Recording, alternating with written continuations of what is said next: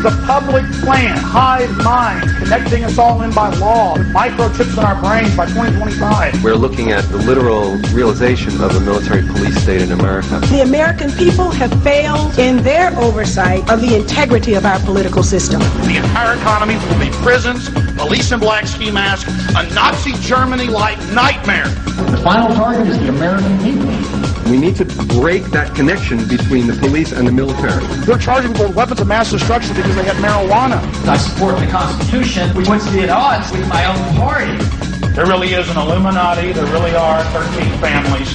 They own the big banks and print the money.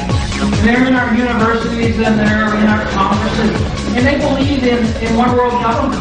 And plunge the American people into the deepest economic abyss of a generation. If we have, or when we have another attack, it looks like they'll come with more legislation. Again, problem, reaction, solution, over and over again. Government uses crises to scare the population into submission. That is so important to understand. Topping our news, the approval of a resolution against the Patriot Act by the Austin City Council. The council approved the measure late last night by a vote of 4-3, and before making the decision, council members heard arguments both for and against the law, which gives the government more surveillance powers. Our Veronica Obregon was following the debate and brings us the latest details. It took more than 4 hours for the city council members to adopt a resolution regarding the Patriot Act. That's because dozens of people signed up to talk on behalf of the act, and at one point the meeting got a bit heated. I personally would like all our children to live in a country where they can have the say and the control over their lives, and not some corrupt government official telling them what they can and cannot do. The USA Patriot Act is unnecessary. It is an insult to Americans. It is an insult to the heritage, to our heritage, and everyone who has worked together to create this country. For the first time in my lifetime, I'm hearing from more and more people who are worried that fascism could indeed happen here. Speakers varied, but opinions towards the Patriot Act rarely did. That is, until we interviewed Assistant U.S. Attorney Ron Seaver. The very first thing the Patriot Act does is allows the FBI and the CIA and Department of Justice and other agencies to cooperate with each other and share information so that we can make sure we can spot, identify terrorists, and hopefully prevent terrorism. Why have 300 House members then rejected it? But in the middle of our conversation, activist Alex Jones called the assistant attorney a liar. Section 802 affects all citizens. It's for all kinds. It's for one marijuana cigarette. These guys haven't read it. Have you read it? Reporters? Hey, can you respect this guy? No, you know how this stuff works. Guys are not going to sit here and hear this guy spew lies. See, this is, they don't want to talk to me. You need to answer real questions. You need to answer real questions instead of lying. And you know, earlier I talked to you, you know it's in Section 802. You know. Can you guys your title again? He says the Patriot Act gives law enforcement permission to search homes without warrants. And now under the new Patriot Act, they have sections where they say our officers need not even need these administrative subpoenas or warrants. They can just carte blanche go anywhere they want for any crime. The status of warrants is the same as it always has been. To do a search of a residence, we have to go to a judge and show probable cause, and a federal judge has to authorize it, and there's no... That is not true. It clearly says secret. We will protect liberty at all costs. Hey, guys. That was Veronica Obregon reporting. Meantime, some Central Texans, as you could hear in that piece, are still struggling with the effects of the Patriot Act. More than 600 detainees remain inside the United States military facility at Guantanamo Bay, suspected of involvement in the Taliban, Al-Qaeda, and the September the 11th terror attacks. They are in legal limbo, held without charge or trial, and not recognized as prisoners of war. Alex Jones and several folks have tried, or will be donating time to Mr. Jones, but our rules are they have to be present to do so. Sean Lausen. Is Sean Lausen here?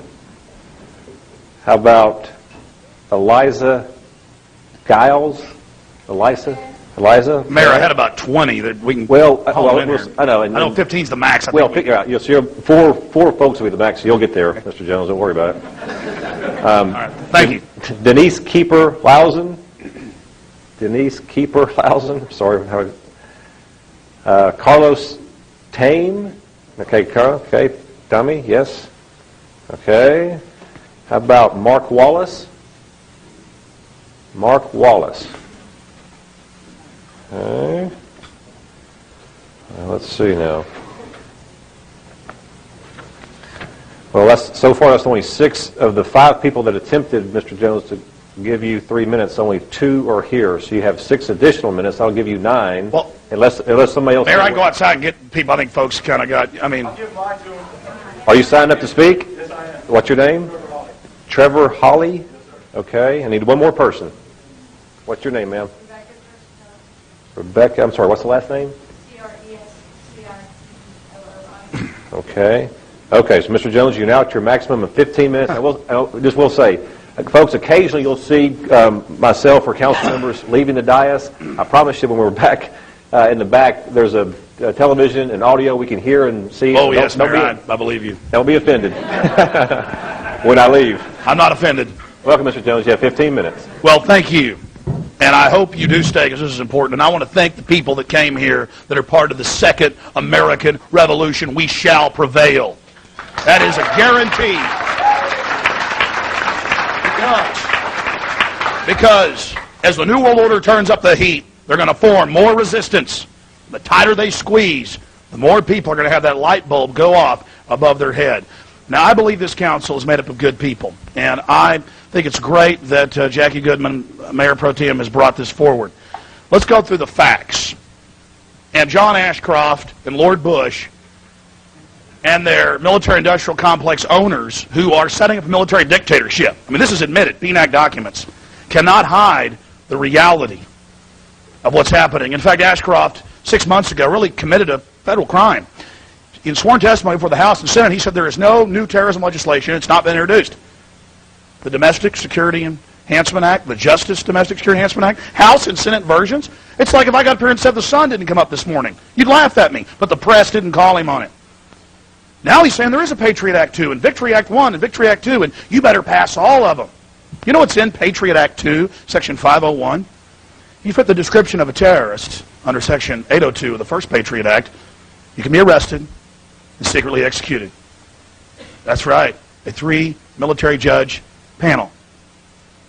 Now what is Section 802 of the first Patriot Act that passed on October 27, 2001 at 5 in the morning when no one was allowed to read it, according to members of Congress?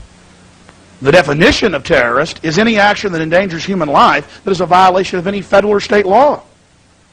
They have many other definitions about anything that influences government.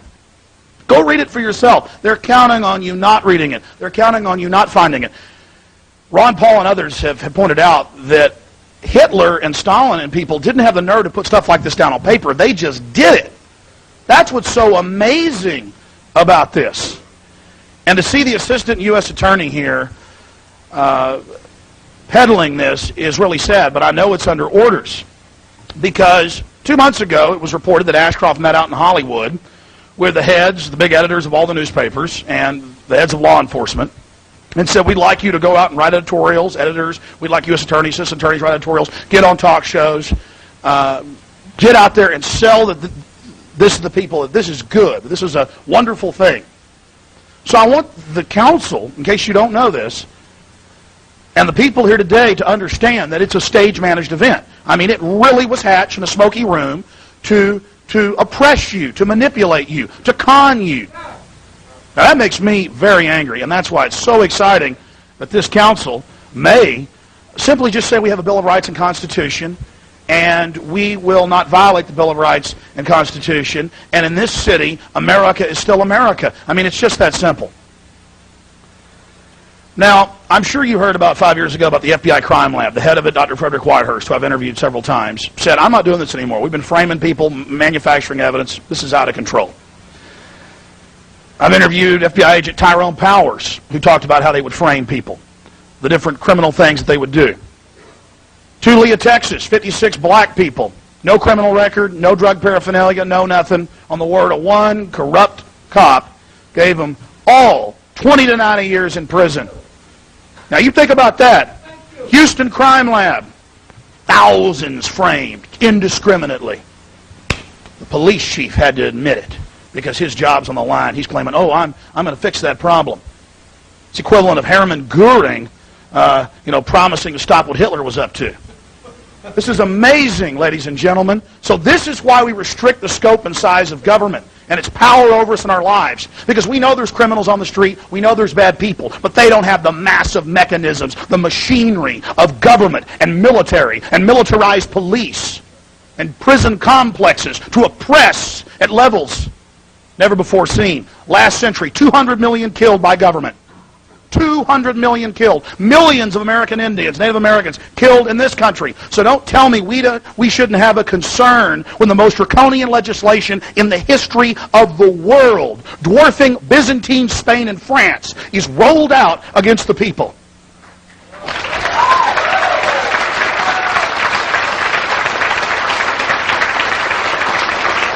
Now, I could list the crimes. I could list the crimes of the FBI, the Defense Department, state police, local police, all day long. My point is, history shows us that we must watch and we must control and we must limit powerful men, because power corrupts and absolute power corrupts absolutely. And I challenge members of this distinguished body to be part of history, to not abstain, to get out on the field in your life, and you'll truly be alive. To not sell out to this corrupt system. I spoke right before Ron Paul just a few weeks ago, right outside Austin. He talked about how his poll numbers just go up and up and up, and the support just gets greater and greater and greater as he resists all of this, and as he says no to this, and as he throws the lobbyist out of his office. The truth is, when the whole world's sold out, you guys are going to get more power out of not going with the system. This thing is in terminal velocity. This thing is falling down around itself. The corruption, the comprehensive annual financial reports, the scams. Now, got about 9 minutes left. I'm going to try to go through these points because they're all very, very important. Section 213 of the First Patriot Act lets them break in your house or any business and take whatever they want or plant whatever they want and not tell you for 6 months they were there, and they're administrative. They're rubber stamps. They aren't for Billy Bob's house because we think he has this under the Fourth Amendment. They're for everybody. They're for whole classes of people. And now under the new Patriot Act, they have sections where they say our officers need not even need these administrative subpoenas or warrants. They can just carte blanche go anywhere they want for any crime or suspected crime. And the spokesman for the Justice Department just a few months ago, after Ashcroft admitted, okay, there is a Patriot Act too, went before the House and Senate, and this was in the news, in the Associated Press, and said, well, yeah, we're going to use this in all crimes, all drug crimes, everything. Misdemeanors, third-degree felonies, everything. That's on the record. U.S. attorneys, deputy attorneys, assistant attorneys, all these people, they're saying, yeah, we're going to use this for everything. They are using it for everything. The Victory Act, which is a continual salvo in this attack on the American people, clearly states that any possession of a controlled substance is an act of terrorism under Section 802, pointing back to that enacting clause. Well, it endangers human life. It's a weapon of mass destruction. They've actually got articles in the news about, oh yeah, they're charging people with weapons of mass destruction because they had marijuana. We don't want to be part of this. This is crazy. People disappearing in the middle of the night. I mean, what did Alexander Solzhenitsyn say in Gulag Archipelago? Oh, how we burned in the camps. Later, wishing that when the secret police went out at night to come to our doors, we would have met them. Met them downstairs with pokers and axes and daggers.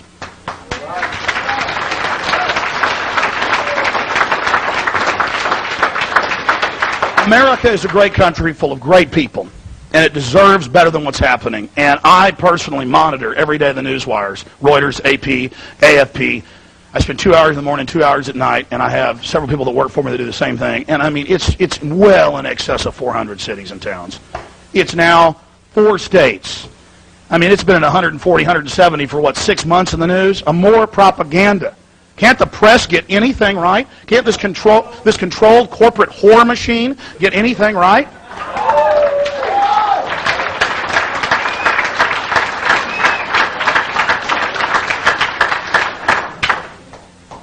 Now, 10th Amendment, very important subject. During abolition, that started in around 1810 or so, there were cities, there were towns, there were states that were free. And they said no to the federal government in the North and the government in the South, and they were safe havens for human beings that didn't want to be in bondage and have the courage to flee and risk their lives. It is so American for local governments to stand up to the tyranny of evil men and say no. That is our place, that is our job. And these arguments are baseless, and they are the arguments of liars and tyrants and sycophants that beg at the hand of this global cess system. So again, be part of history. Be part of history and stand up and do something right and don't abstain. Vote for the Bill of Rights and the Constitution. That shows us how far we've gone, how far we've slid down into the abyss, into the night, into the darkness, that it's a radical thing for conservative and liberal cities. Conservative states like Alaska, liberal states like Hawaii. It's radical for them to come out and say, you can't secretly arrest people, you got to have warrants to bust in houses, it goes on and on. There's this argument, well, our police officers get in trouble not following orders, not doing what the feds tell them. The feds, my friends, don't tell the sheriff and the city and the police chief what to do. And that's not debatable. They can try, but it's a fraud.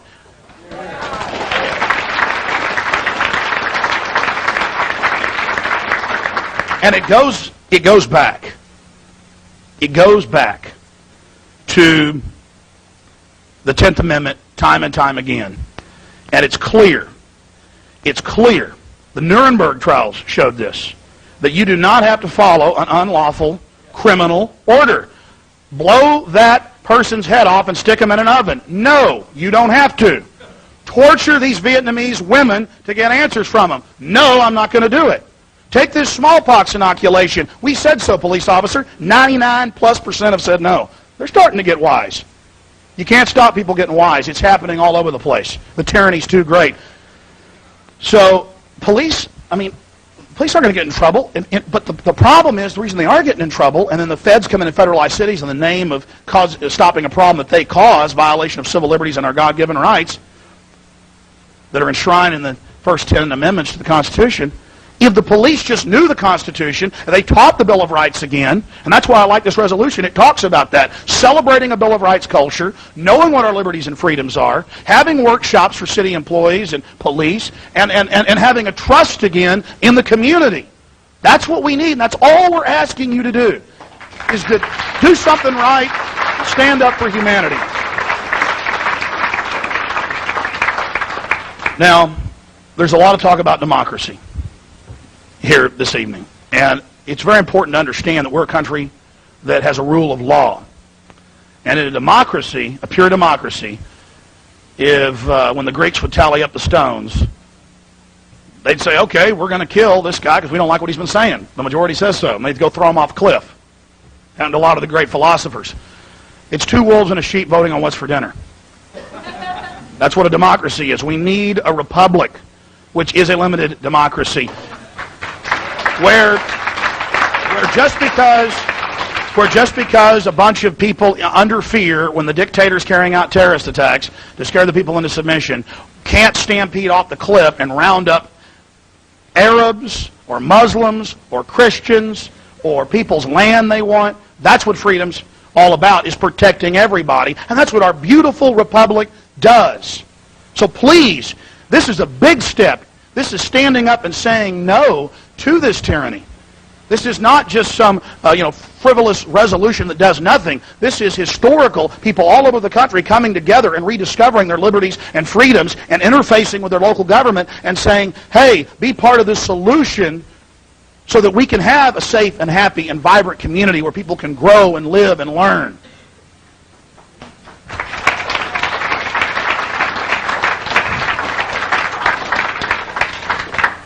Now, it really is important also for the council and for the people assembled here today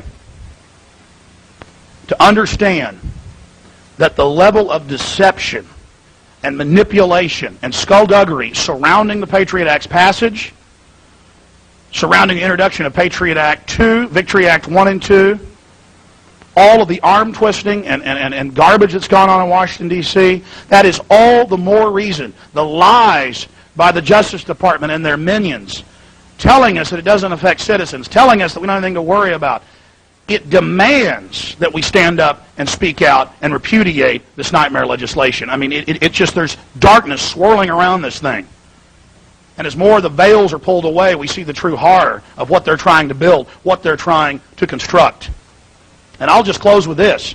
And it is scary. We need to be scared so we can get involved and stand up. That's what fear is about. Getting you moving, not hiding under the pillow, not hiding under the bed. General Rick Baucus, you should have heard about it in the statesman, but of course you didn't. Brigadier General over Camp X-Ray resigned. He said, I'm not going to be part of torturing these people. These aren't even Taliban or Al-Qaeda at this pace. This is all a big show. And he left. Did you ever hear the head general say, I'm not going to torture these little kids? Well, most of them are like 12. That's sick, folks, and nobody even knows about that. Nobody even knows about that. That's Associated Press. That's the reality of what we're dealing with and facing. So I'm asking the people of this council, the citizens of Austin, to join us and to do the right thing, and again, to be part of history. Please do it. Do the right thing. Please don't abstain. Please vote and reaffirm the Bill of Rights and Constitution and the soul and heart of America. And again, I want to thank all of you for being here.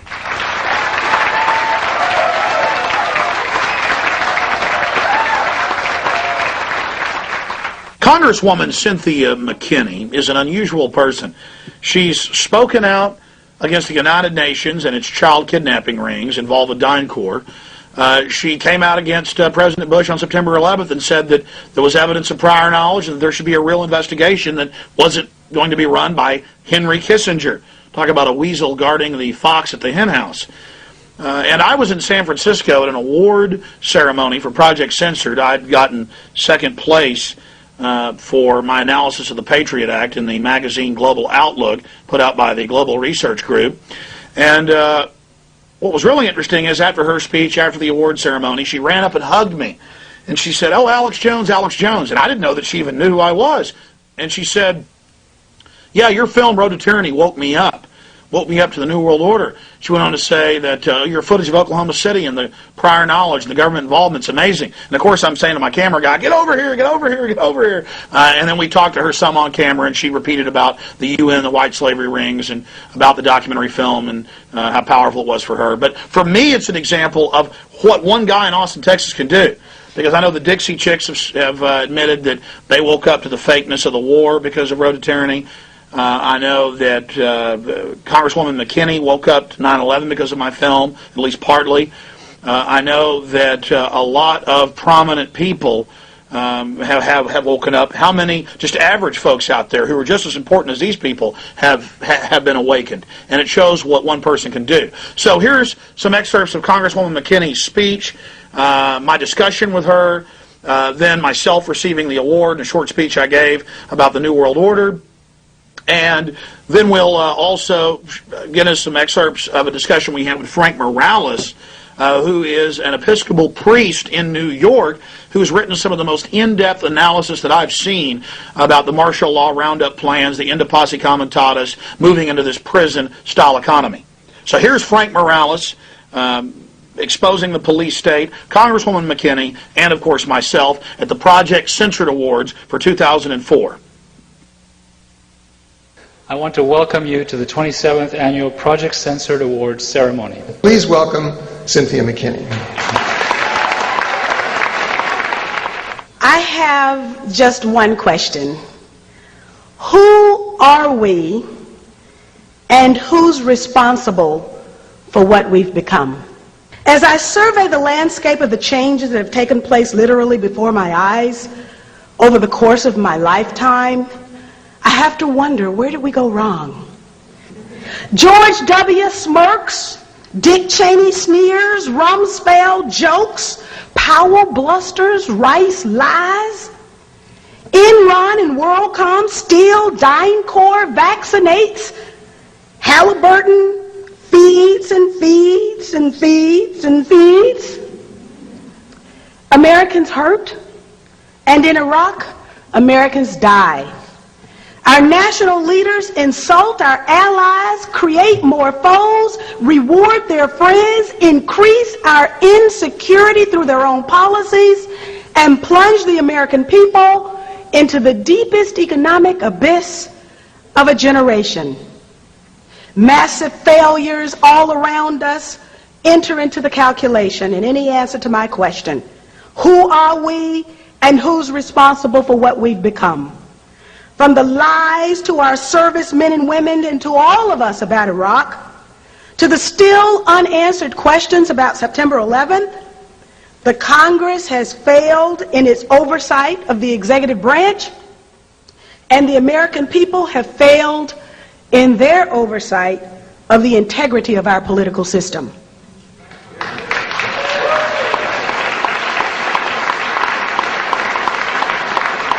It's that Rumsfeld can say America can afford the extra $87 billion for corporate outrage and human cannon fodder in Iraq, while at the same time women and children constitute the fastest growing segment of our homeless population. The very act of our sitting vice president taking a paycheck, I can't even believe I'm saying this, taking a paycheck from the American people while at the very same time taking one from a corporation that gets billions and billions of dollars in no-bid sole source contracts should make us all outraged, and the vice president should blush. But these people don't blush because in the end, they know they can get away with it. We also now know that the administration has kept many secrets from the American people, including changing a September 11th ground zero environmental impact statement in order to speed up the opening of Wall Street. They've lied to us on Iraq. They still haven't told us what they knew and when they knew it about the tragic events of September 11th, and yet they have intimidated the poor 9/11 victims' families into giving up their right to sue the perpetrators and their supporters who helped carry out the 9/11 attacks. That's why my last piece of legislation allowed the September 11th families to participate in a government compensation fund and sue, and thereby find the truth for all of us on what actually happened on that day. I believe the promise of our country was stolen 2 generations ago in bold and brazen acts of violence. Snipers' bullets took that America away from us. And almost in rapid succession, bullets took Martin and Bobby from us too. It came to my attention during my last days in Congress that Bobby was considering Dr. Martin Luther King to be his running mate. Now imagine the America we might have had. But when confronted with evil back then, what did we do? Not too far away from this very place, Mario Savio of Berkeley's free speech movement told us what to do. Mario Savio told us that sometimes when the machine becomes so odious, it makes us sick. And at that point, we have to put our entire bodies against the gears and the wheels and the levers, against the entire apparatus, and we have to make it stop. And that we have to say to those who own the machine that unless we're free, we'll prevent the machine from working at all. There's a time when the operation of the machine becomes so odious, makes you so sick at heart that you can't take part. You can't even passively take part.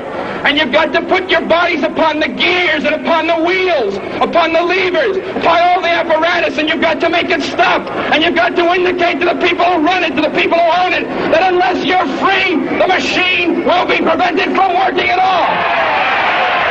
Who are we and who's responsible for what we've become? America is us, and we're responsible for what we've become.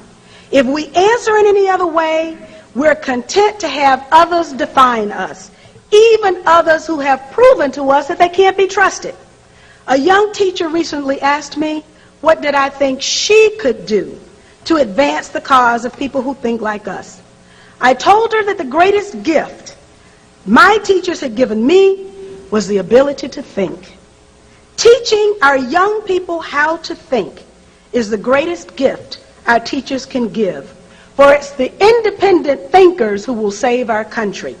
So my hat's off to the professors at Simona State for even conceiving such a program, and to the university for being committed to it. Project Censored ensures that our country will have a cadre of young people trained to think. And for those of us who care enough about our country to find out what's going on, Project Censored makes it easier for us to know so that we can make for our country a better tomorrow. Thank you to the journalists for writing the stories that you've written. Thank you for inviting me to participate. And thank you, 7 Stories. Thank you. It was amazing meeting you. You say you saw my video, Road to Tyranny? I saw your video. It's absolutely wonderful. And what's so good about it and irrefutable about it is that you use original footage. And what through my experience with working with COINTELPRO and the murder of Dr. Martin Luther King Jr., I can tell you that the one thing that they don't want in the hands of the people is the original footage, because then people like you can go back and dissect exactly what happened, exactly what was said, exactly who said it, and at what time they said it. And that's exactly what you did. And so the credibility that you give to your argument by using their own words and their own timeline is phenomenal. So you did all of us a tremendous service by giving us the documentation that you did. Well, we're talking to Congresswoman Cynthia McKinney, and I'm not just saying this on the radio. I've said it many times. You're one of the few people that had a wide range of understanding in legislation, and you spoke out about so many issues. Whenever it was about freedom or liberty, wasn't a Republican or Democrat issue. No, you stood up, which is why the establishment obviously targeted you among just only a handful of others in the last decade. They had to get out of there. What would you say to others out there about getting involved and making a difference? Well, there's one thing that's for sure. If you don't get involved, you'll never make a difference. But by getting involved, I believe we still can make a difference. Now is not the time for us to give up on our political system. We're here in California. On October 7th, there is going to be a result.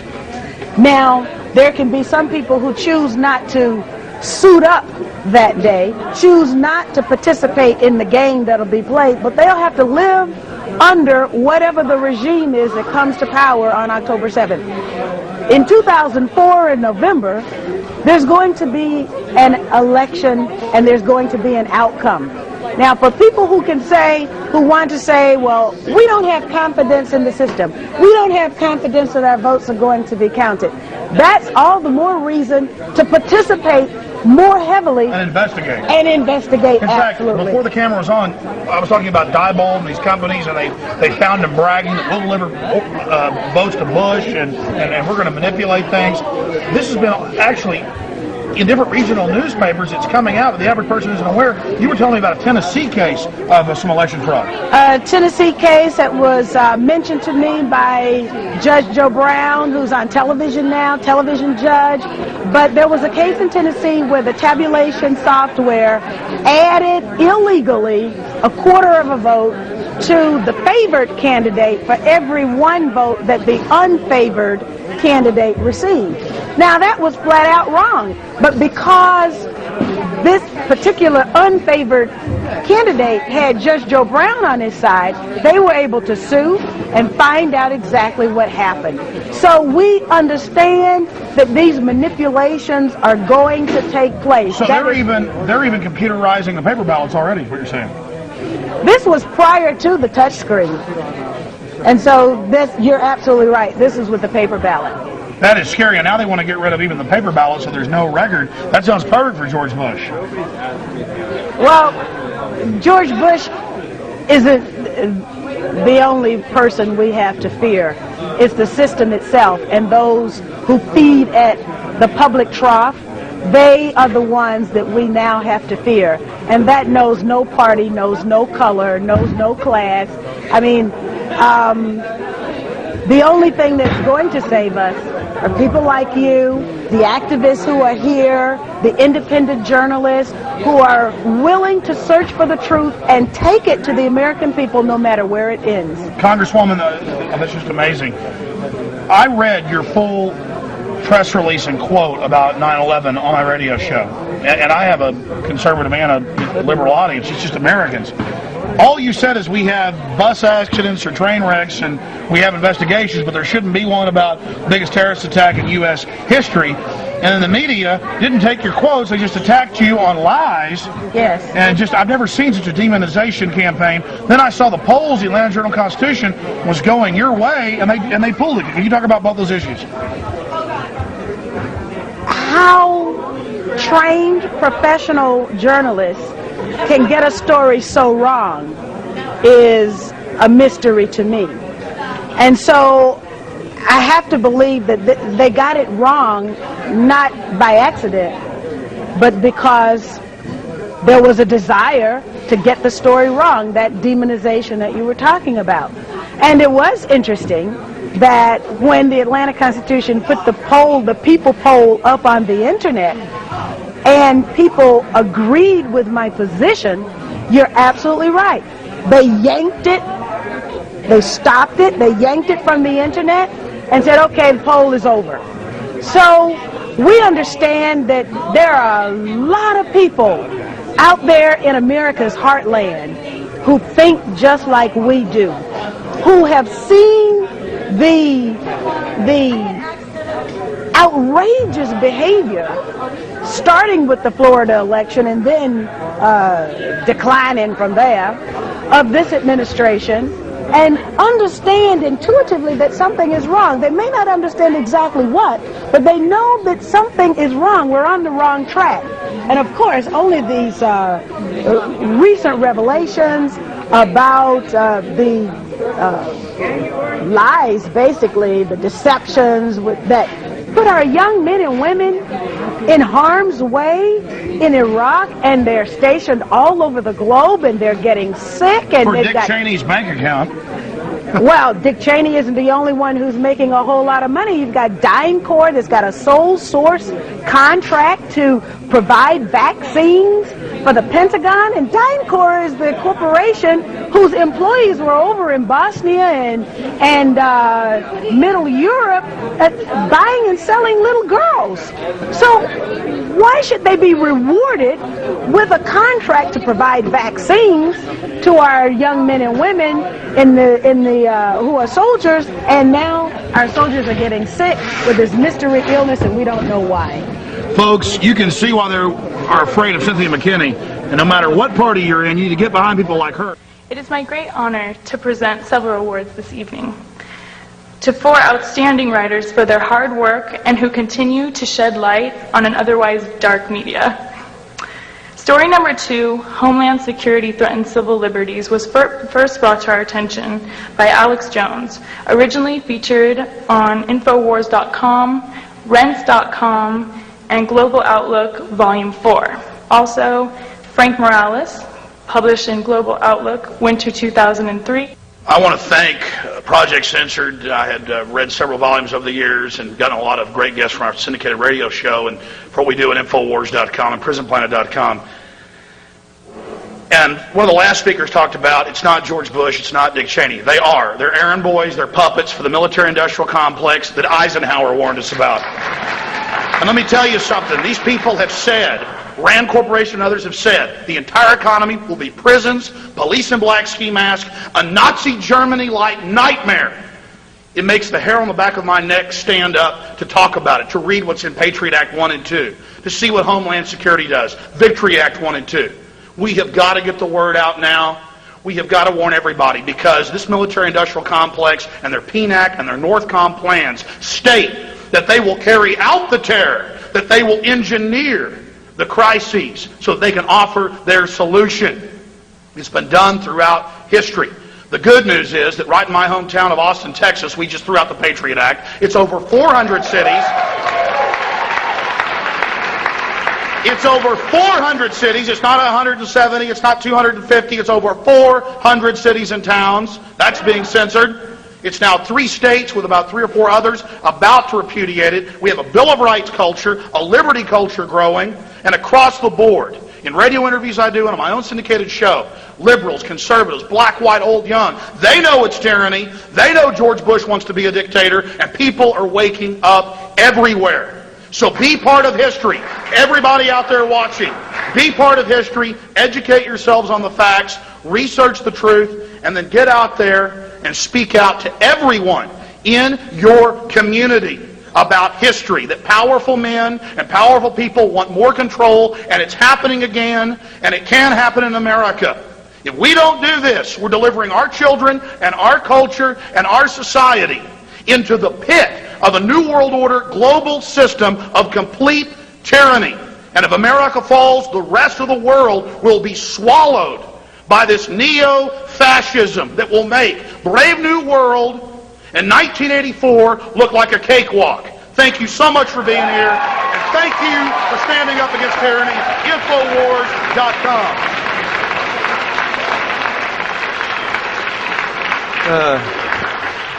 My name is Frank Morales. I'm from Lower East Side, New York. I'm a squatter since 1985, an Episcopal priest.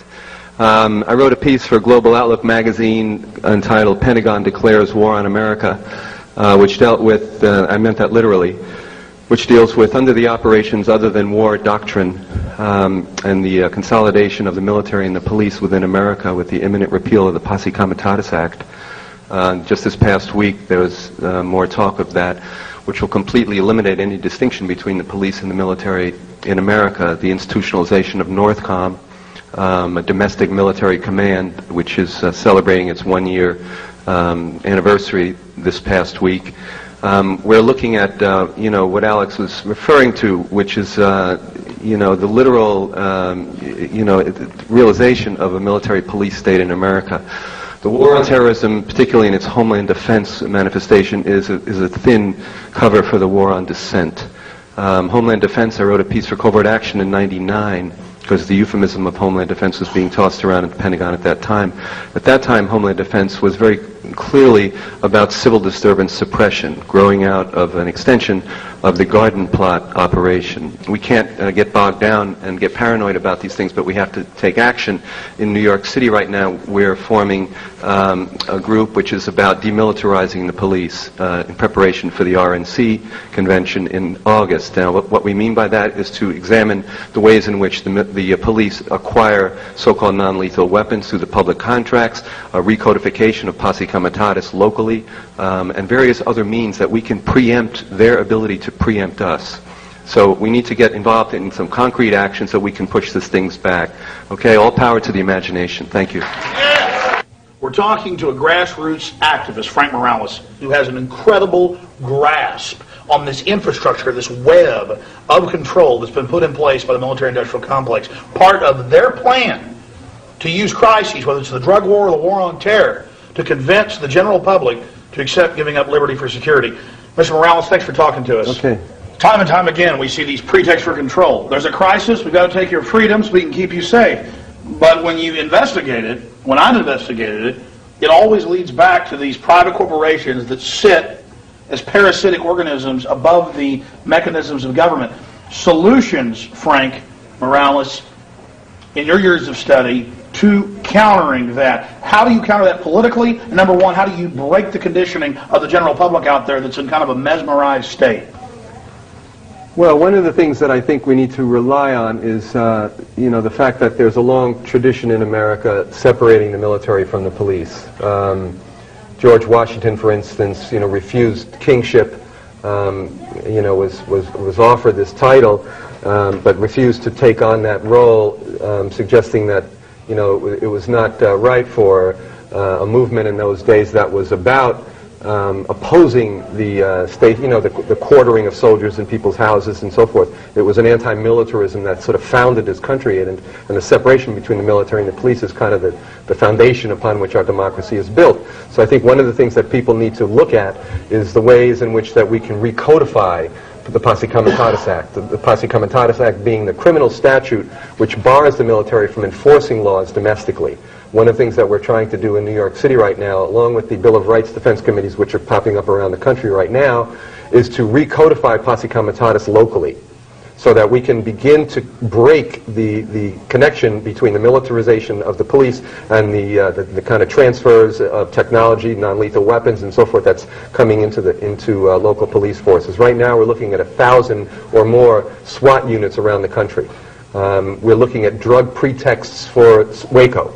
Waco was ostensibly a drug operation, which allowed for the involvement of Delta Force and other military forces. So there's a connection between this war on drugs and any number of situations in which the civil liberties and the rights of American citizenry are being threatened and undermined right now. And we go out in the communities around Austin, and these are old communities in the 1830s, 1840s, happy little communities, and they go, us and all our neighbors have been raided by the Army. Yeah. And they'll have the Army with them with helicopters in support, with men cussing and yelling and screaming at children, and nothing's found, and they get mad. Right. It's like they're raiding a Viet Cong village or something. Exactly. At the recent few years back, I'm sure you're familiar there with the urban warrior war game scenarios that the Pentagon was carrying out around the country. Oakland and everywhere. Yeah, they were doing them all over the place, and in some cities they were thrown out.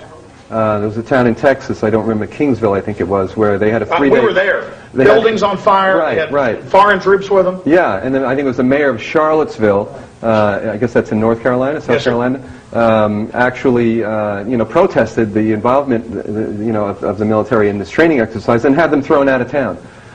So in that case, the Chief of Police in San Antonio too. Yeah. So I mean, but these exercises are thinly disguised, civil disturbance suppression exercises. Conditioning mechanisms. Yeah, they're getting people used to the involvement of the military. That, when you have Bush, literally this week as we're speaking, we're in the first week of October 2003, getting ready to repeal Posse Comitatus Act.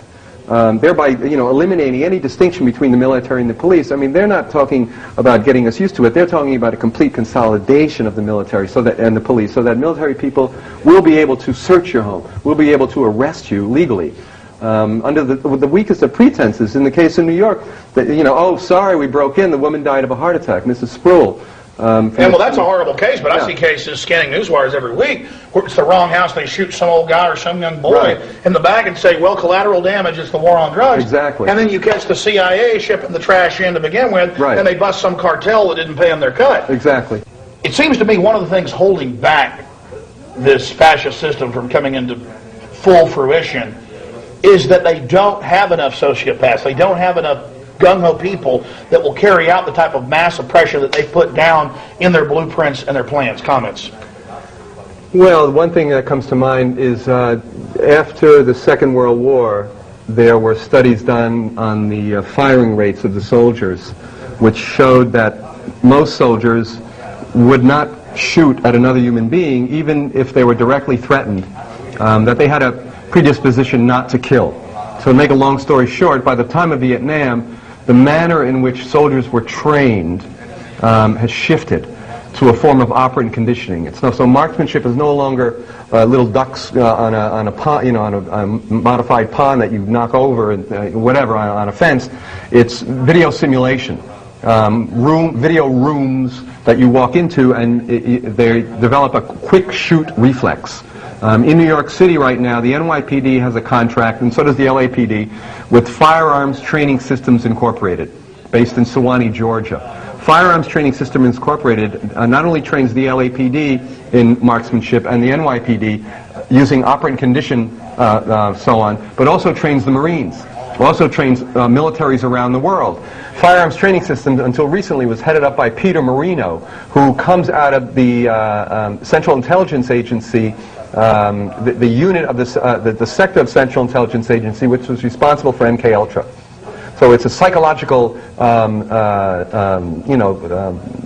molding psychologically the personnel who are involved in police agencies to develop quick shoot reflexes. So it's an attempt to socialize and to create a psychological mechanism within the soldiers so that they can more easily kill. You're talking about switching off the thinking process. Exactly. Hitler talked a lot about that. In fact, in New York City, and during the Diallo trial, because people ask why is it that the cops who ostensibly shot Diallo 41 times, how could they possibly have gotten off, right? If you examine the details of that trial, which I did, they got off according to the judge and according to the various testimonies that were made because they were not thinking when they did. They were acting on their training. Firearms training system, in their brochure, which the NYPD has a contract, in their brochure they say, firearms training system, having a contract with us, also gives you protection against liability against the use of excessive force. It says that in their brochure. We need to point out that there is an inherent contradiction between democracy and militarism. That militarism can only lead to an increase of violence all around. So that we need to be very specific about the ways in which we go about it. Some of the things we're doing in New York now is to identify, for instance, the contracts that the NYPD has with various so-called non-lethal contractors. Non-lethal weaponry is a booming industry right now. And whether it's rubber bullets, electromagnetic pulse weapons, which are being ready to be utilized on the streets right now, which heat skin to 130 degrees from 200 yards away. This weapon exists. They're ready to bring it out. We need to break that connection between the police and the military, which is what's happening now. Bush's people are ready to repeal Posse Comitatus, the Posse Comitatus Act, which is the criminal statute that delineates the police from the military. Literally this week, they're ready to repeal that. Isn't that the key to what they're doing, is that you have the military-industrial complex that owns the dominant media. Right. And now they just want to go into business here domestically. I mean, we've got Lockheed Martin running the red light cameras. We've got them involved putting in the surveillance cameras. We've got a host of other defense complex companies now involved with the prison industry at every level, integrating and funding the campaigns of politicians. Simply put, I would say we have a criminal syndicate, an enterprise that's been sophisticated enough to get control of the media and the government, and they're going to enslave almost every last one of us. They're never going to stop because all their subdirectors are going to want to expand their, quote, productivity, and their productivity is tyranny and net destruction of humanity and creativity and family and community. Well, once you create an equation between profit-making and armaments, between creating the weapons to suppress dissent in America, whether it's electromagnetic pulse weaponry or rubber bullets or gases or psychotronic gases, which are now being field tested. Once you create that symbiosis between profits and these weapons, that's a dangerous situation. This is what Eisenhower pointed out years ago in warning about this military-industrial complex. The thing we need to do as a citizenry is to do what we did back in the days of the Revolutionary War, is to identify militarism as the enemy and to go at it. Even whether it's locally, to disarm the SWATs. We're talking about 1,000 SWAT units around the country right now. This is the people's money that's being put to use in buying this weaponry. The people need to get inside of these police stations and implode them from inside. They need to go in, identify ways in which they can disarm the police in these contexts, to recodify Posse Comitatus locally. In other words, to enforce the distinction between the military and the police. They need to propagandize the police. So it goes back to education. We have to be force multipliers, special forces leaders for liberty and freedom in our communities to go in and speak some sense and some dignity to these people. And I've done this, and I've preached this to my viewers and listeners, and we've seen change. Look at the 400-plus cities that have passed laws against the Patriot Act and Homeland Security. Look at the states that have done it. Look at the massive resistance that has formed against this, which is being ignored by the dominant press, and that's only fanning it. So just amazing points from Frank Morales. And to everybody out there, you are leaders. We can't do it all for you. And you have to educate yourself on these facts. You have to get out there and reach out to people and understand that history is repeating itself. And you probably don't have a choice. I mean, it's not much of a choice to be a slave or be free. I know you're going to want to stand up for liberty, for freedom, and get involved. And what Frank's talking about, these 1,000-plus SWAT teams, these multi-jurisdictional task forces, these are federally funded, federally controlled, and the media is there hyping it up like it's, you know, the new savior, you know, that only real men are members of this. Right. They're selling us this. Certainly you can see the propaganda they're foisting upon us, their lies, and you may think, well, that's so much power, such a massive structure of media, we can't counter that. But they have to reapply their lies continually. We show somebody a lie once, we take the curtain away from their eyes once, they're out on their own forever going and researching and waking up others. And that's where our power lies. We have so much power, but it's up to you to become those leaders. Can you speak to those out there, Frank, about becoming leaders and getting involved? Yeah, I would say that, you know, the pyramid, you know, the power is derived from the feds. It's a rampant executive, you know, mindlessness. The federal, you know, police and military entities looking to, you know, just completely erode our civil liberties on the base. But at the bottom of the pyramid, that's where the strength is. And as long as people become aware of these situations and begin to move in very kind of distinct and rational ways, and understand, for instance, what I was talking about, identifying within your local police departments ways in which you can demilitarize those police departments. There's no reason that you can't create a SWAT watch in your town. There's no reason that we can't begin to identify what contracts do these local police departments have with the companies that are selling them these weapons, and begin to get a hold of those funds. Defund these police institutions to the extent that they're you know, contracting with these groups and getting these weapons, which they're going to be using against you. We need to preempt their ability to preempt our right to protest, to have you know, have our grievances redressed, and you know, and in order to exercise our freedom. There is an inherent contradiction between democracy and militarism, and whether or not you know, we are left, right, or center, everyone should be concerned that the increasing level of violence on the grassroots, these rampant SWAT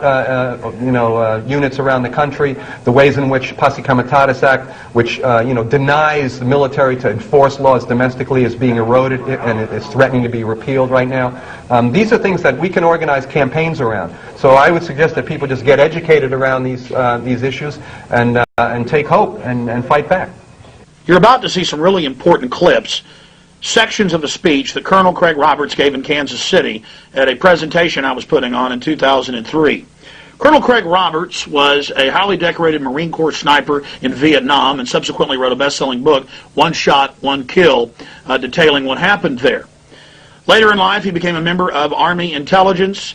He also worked as a detective on the Tulsa, Oklahoma Police Department and worked the Oklahoma City bombing case. Colonel Roberts is an expert on the New World Order, and his insights give us a view into the mind of the globalist thinkers and to many aspects of the crimes they've committed. Here's Colonel Roberts. Where are we at now? The final target is the American people. And who benefits? On the Hegelian principle, remember, create a fear of attack, pass a stronger anti-terrorism bill every time. Now, the way it works out, the difference between communism and Fabian socialism is communism says, kick in the door, shove a gun in their face, and tell them, be a communist or die. Real quick. Fabian socialism says, knock on the door and put one foot in the living room, talk your way into putting the second foot in the living room until you own the whole house. You do it by legislating your way there a little bit at a time. It's called the frog in the pot. It's called incrementalism. It's called the inchworm effect, where the inchworm feels out. If it feels resistance, it backs up and moves around the object. Incrementalism is, I come to you and I say, I want to take all of your house. And you say, you can't have all my house, but I'll let you stay in my front yard. I'll compromise. Okay, that's fair enough. A week later, I want your front porch. I'm not going to give you my front porch, but you can have the steps. See? This is what happens when we get at the national level in Washington, D.C. For those of you who haven't figured it out yet, the National Democratic Party was taken over by the Communist Party of the USA back in the 1960s. They infiltrated their members to the very top, and they have Fabian socialists there. Okay, and they've got a few Stalinists, but mostly Fabian socialists that want to incrementalize our way into globalism and the New World Order and all of this. The Republican Party, in its mass confusion, probably has a few in there too, but I think mainly they're just dumb because they haven't figured it out yet, or if they figured it out, they go along with the flow anyway. But the Republican Party's deal is, we had to compromise. Remember that all through the Clinton administration, every time they want to pass some obscene law, the Republicans say, well, we had to compromise with the Brady bill. We had to compromise and meet them halfway. No, you don't ever compromise. We didn't send you there to compromise. We sent you there to say no, to draw a line in the sand. You don't compromise. Because compromise allows the enemy to advance at least halfway, and they ask for the rest tomorrow. So the Hegelian effect is, you don't want to do it. You don't want to compromise, so we're going to make you want to do it with mind control, and we're going to do it by scaring you and telling you it's going to hurt your kids, it's going to hurt you, whatever. They create a scenario, and you buy off on it. So we end up with stronger anti-terrorism bills, which are basically anti-constitution, and run around the Constitution. We've got prohibit the private ownership of guns eventually. Right now, the Ninth Circuit's already come out and said that gun ownership is not an individual right. It's a privilege given by the government. Folks, there's a big difference between rights and privileges. Privileges are given by the government. Rights are something you have they can't take away. And they're trying to redefine which is which. And they're trying to move the gun rights into the gun privileges. And we can't let them do that. Somebody asked me once, well, Roberts, what's your tripwire? What's your line in the sand? When do you actually do more than just speak? Well, I'll tell you what, if I ever see a Chinese guy driving down my road with a blue hat, he's going to wish he didn't come there.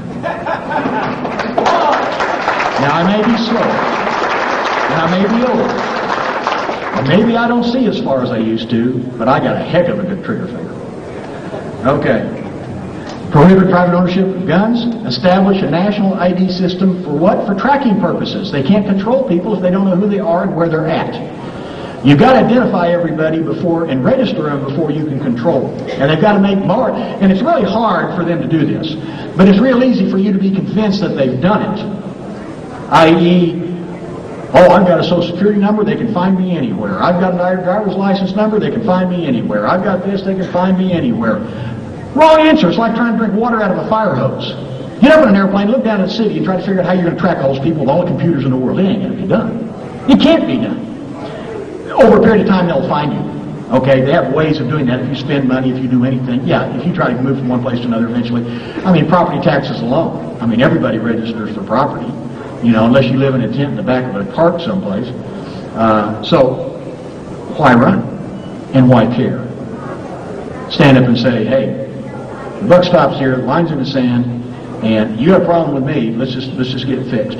And if everybody did that, Alexander Solzhenitsyn said this, when the organs came in the middle of the night, if we'd met them in the stairwells with clubs and with knives, sooner or later they would run out of agents and we would not have gone to the gulags. Establish a national police force. They're doing that right now by cross-deputizing all of the police. And these young officers out there, you got to remember, police officers are good guys. The problem is we're getting a young bunch in there to come out of the public school system to go through the socialist college system. Why does a police officer have to have a college degree? Because it puts him in socialist, left-wing college classrooms. And they say, if you have a degree in sociology, that's fine for the police department. Or, of course, you can be a lawyer, or you can be, you know, they give you some other choices.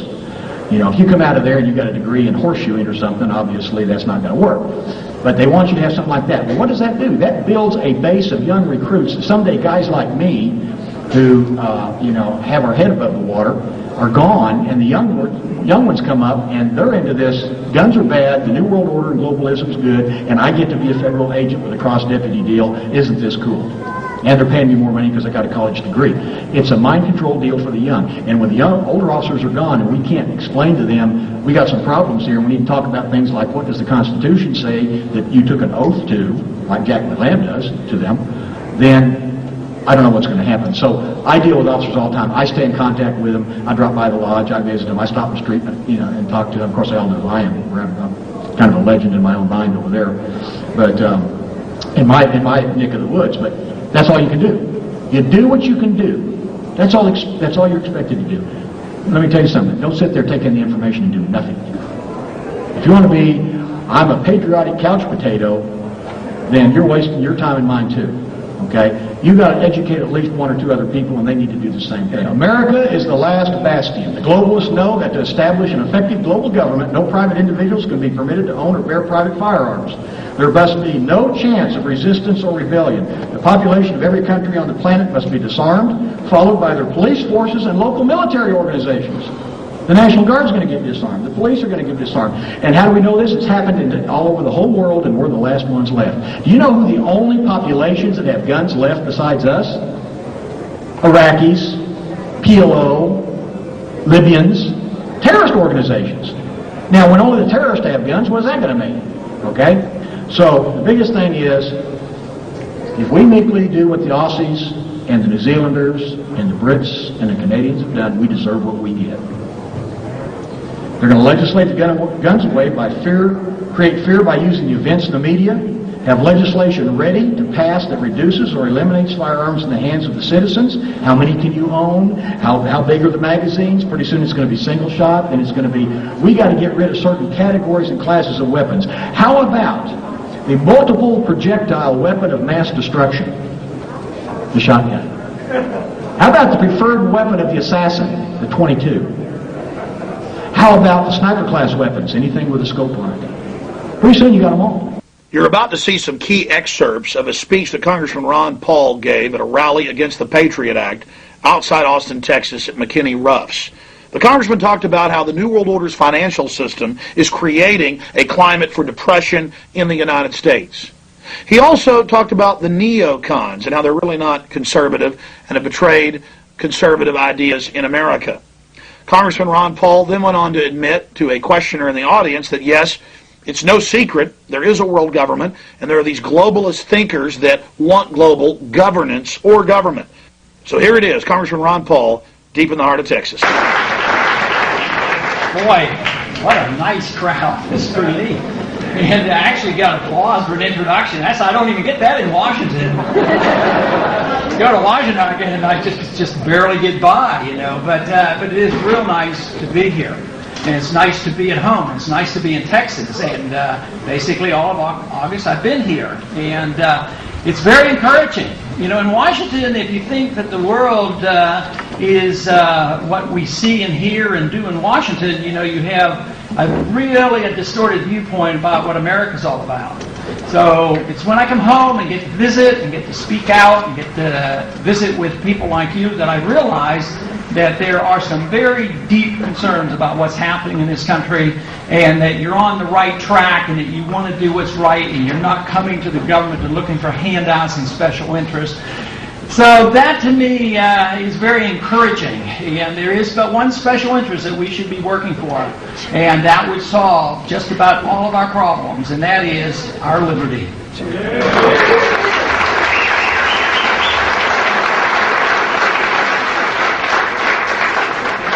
So often in Washington, that is the issue that is most neglected. The issue in Washington is that of how do you get things and how do you influence the government and how you wield power.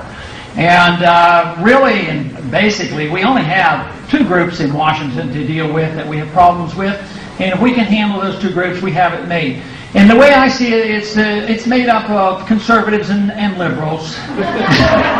Other than that, everybody's great, you know, and there's only two parties that seem to have a problem in really understanding what's going on. You know, it's those Republicans and those Democrats. But you know, there is a healthy sea change occurring. Yes. I would say that we're starting to see a reflection of this. I always argue that the government that we have is a reflection of the people. And you say, boy, that's bad news. Look at what kind of government we have. What can we say about the people? Well, it's a slow effort. That is, the people may change before Washington changes. And Washington's not doing badly, considering the fact that on average they're about 20 years behind the times. They're about 20 years behind the people, and but we're seeing some catch-up. And I think just 2 weeks ago we saw some catch-up dealing with the very subject we're going to be spending some time on today, and that is the subject of the Patriot Act. And this was the amendment that came up to the House floor, amendment that I was a co-sponsor of, and that was to tone down the Patriot Act. to get rid of totally and completely the sneak and peek provision in the Patriot Act.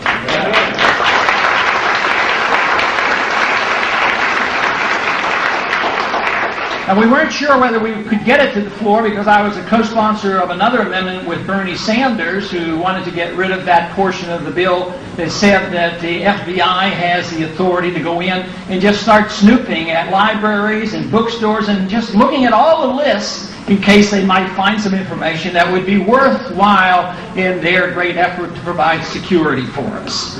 And that was ruled out of order, and we fought and fumed with it, and it looked like that would not be brought up. So when this subject of sneak and peek came up, the lead on that was Butch Otter from Idaho, and he had voted against. He was one of the very few Republicans that voted against the Patriot Act. There were 3 of us that voted against it. He had voted against it, so he's been very consistent on this issue. And I was the co-sponsor of that, and we got it to the floor, and we got a vote on it. But the amazing thing, not only did we win it, but we had over 300 members of Congress vote to weaken the Patriot Act and get rid of that provision.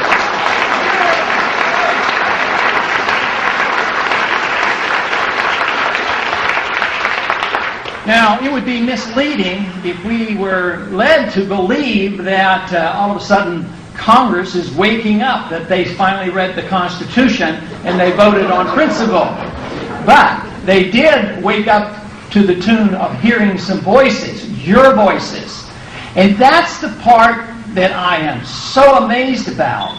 Not so much that there were some of us out there, but you know, doing this, the job that I have in my own way for 20 years or more, you know, it comes around where you think, well, there aren't very many of us.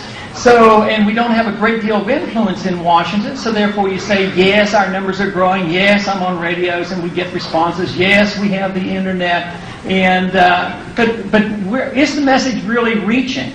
And I think this vote is a reflection of the fact that several things are happening. One, there are more of us than ever before, and the other fact is that we have better means of communication. You know, we have the internet and radio and shortwave and newsletters and just so many more things available to us than 25 years ago when I first went to Washington. You had 3 major networks and that was it.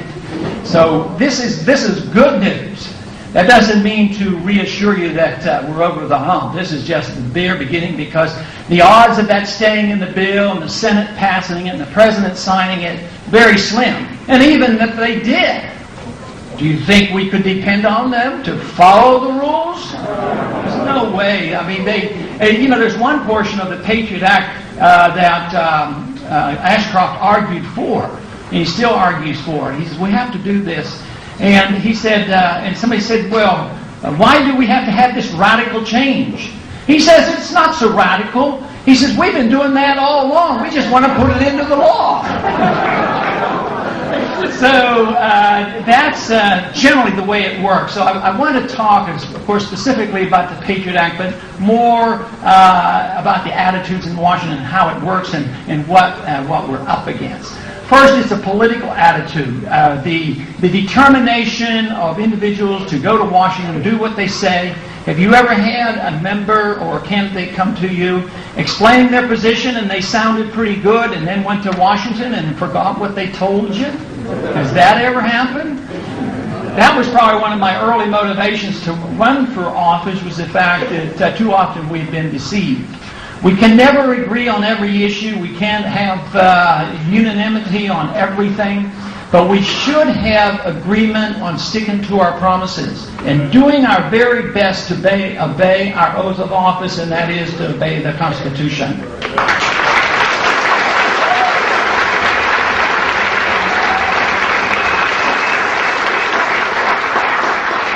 But the politics of it is very important because depending on what their position is, not only do we see people change after they go into office, have you ever seen some in office when they had the opportunity to do some good?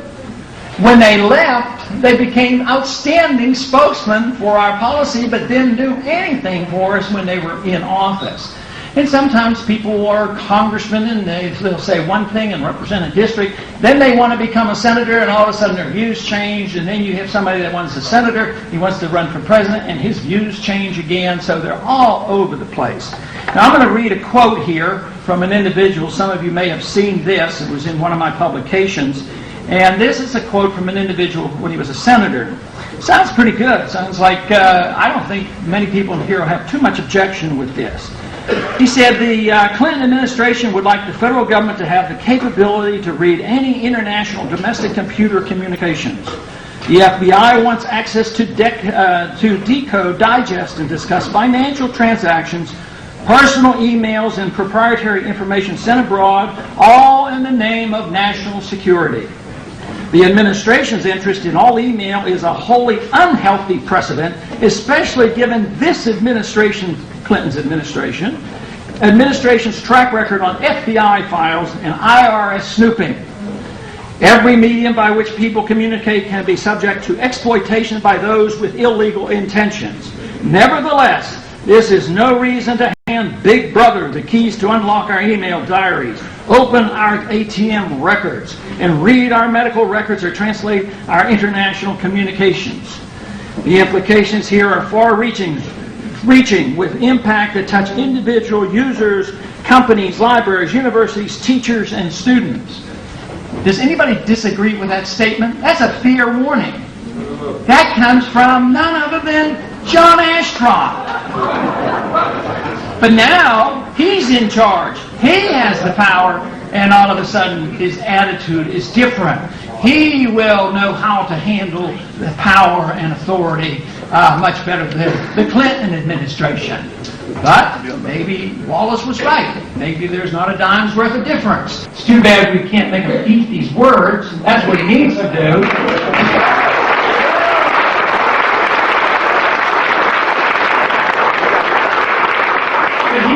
He is out on the campaign trail to drum up support for the Patriot Act, but he's also quite ready to pass Patriot Act number 2, which if you thought Patriot Act number 1 was bad, 2 is even worse.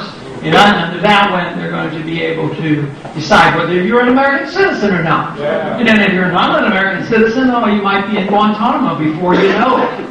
So this is serious business, but the impressive thing to me is that no average American, we have not been reading of dozens and dozens of cases where the knock on the door in the middle of the night and we've heard of people being hauled away and never seen before. It's not like that. And yet the American people, individuals like you in this room and many other tens of thousands of people have come to realize that if we're not careful, it could come to that. Bottom line, what we have developing is a corrupt government that is controlled by private financial interests that are driving forward, using crises to enslave every man, woman, and child in America, and once we are totally enslaved, to use us as the cannon fodder for what Brzezinski, Brzezinski, and Pienack and others have called imperial mobilization. They told us a 100-year war, it's never going to end. As the terrorist threat evolves, we'll have to take more and more liberties. These are all quotes. This is all admitted. Think about it. We've had a war on illiteracy. The test scores are dropping. We've had a war on drugs. There's triple the heroin, double the cocaine on our streets than what there was just 10 years ago. The prison population has more than quadrupled in the last 5 years. And there's more police, more checkpoints, more SWAT teams in ring wraith outfits kicking down doors, and more cops and citizens getting killed as a result. Again, problem, reaction, solution. Over and over again, government uses crises to scare the population into submission. That is so important to understand. And it doesn't matter if Bill Clinton is in office or George W. Bush. They're just figureheads. Puppets, marionettes dancing on a string.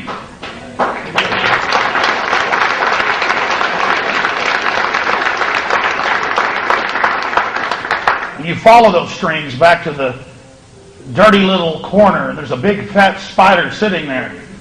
And yes, my friends, there really is an Illuminati. There really are 13 families.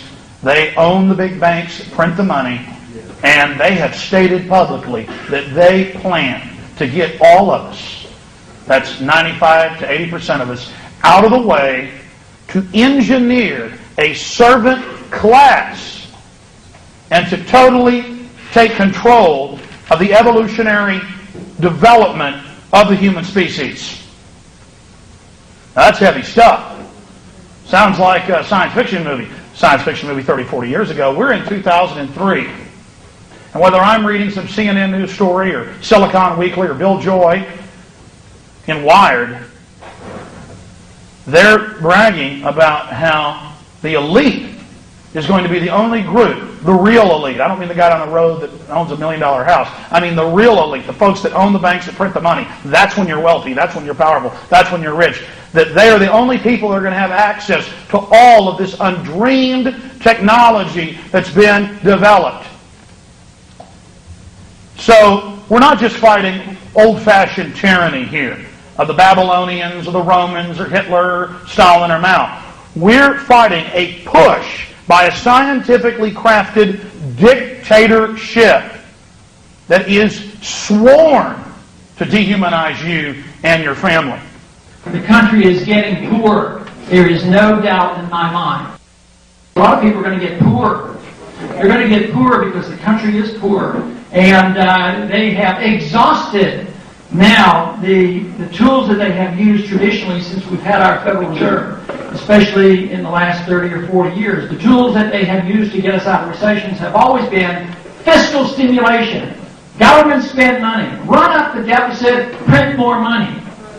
Well, this time around, they've been doing that, at excessive rates. Even early on, even before the recession hit, they were doing it. So what are they going to do in the old days if the recession was, if they wanted to end the recession, interest rates were brought up high to dampen the economy, and interest rates would be high.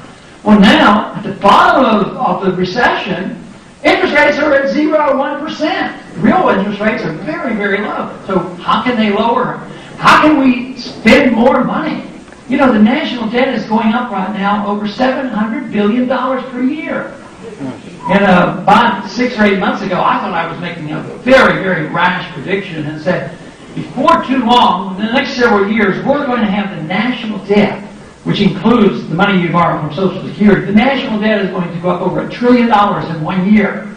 And I think that's going to be true. But there's going to be a limit to this. Eventually what happens, it runs out of steam, the dollar loses its value, interest rates go up anyway, which they have started to do, inflation comes back, and you have inflation with recession and depression, and the government can't function.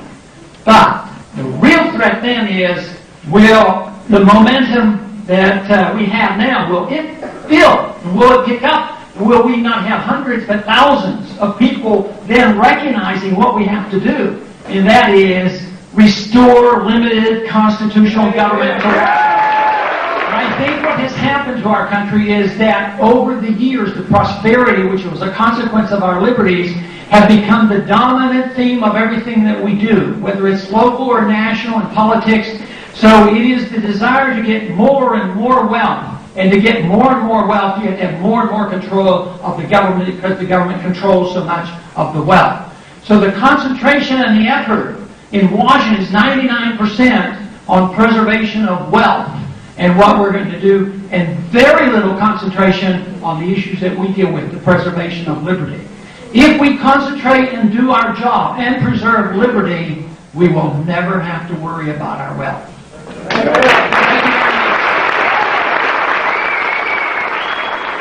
Okay, he asked if there's an international conspiracy to overthrow our government. The answer is yes, but probably not in exactly the terms that you're inferring, at least my understanding. I can't go and say, well, I know the 25 people who meet and have made these plans, and this is what's going to happen. I think there are 25,000 individuals that have views opposite of ours. And they're in our universities, and they're in our congresses, and they believe in one world government.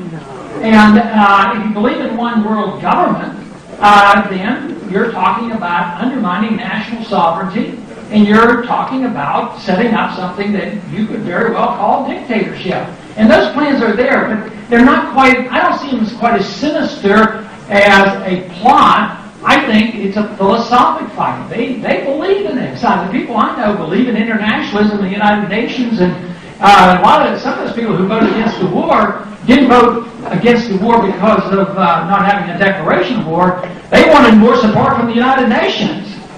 And that attitude is prevailing because it's been taught so long in our public school system, as well as our universities, and the people of great influence on our major news networks, and most of the positions in government support internationalism that would lead to that type of. Can you speak to the neocons of your speech you gave about the Trotskyite, Machiavelli, and you? Yes. Now the neocon speech I think is available here, and it's 20 or 30 pages, so I can't go over the whole thing. But the whole purpose of it was to try to point out the philosophic background to those individuals who control our foreign policy.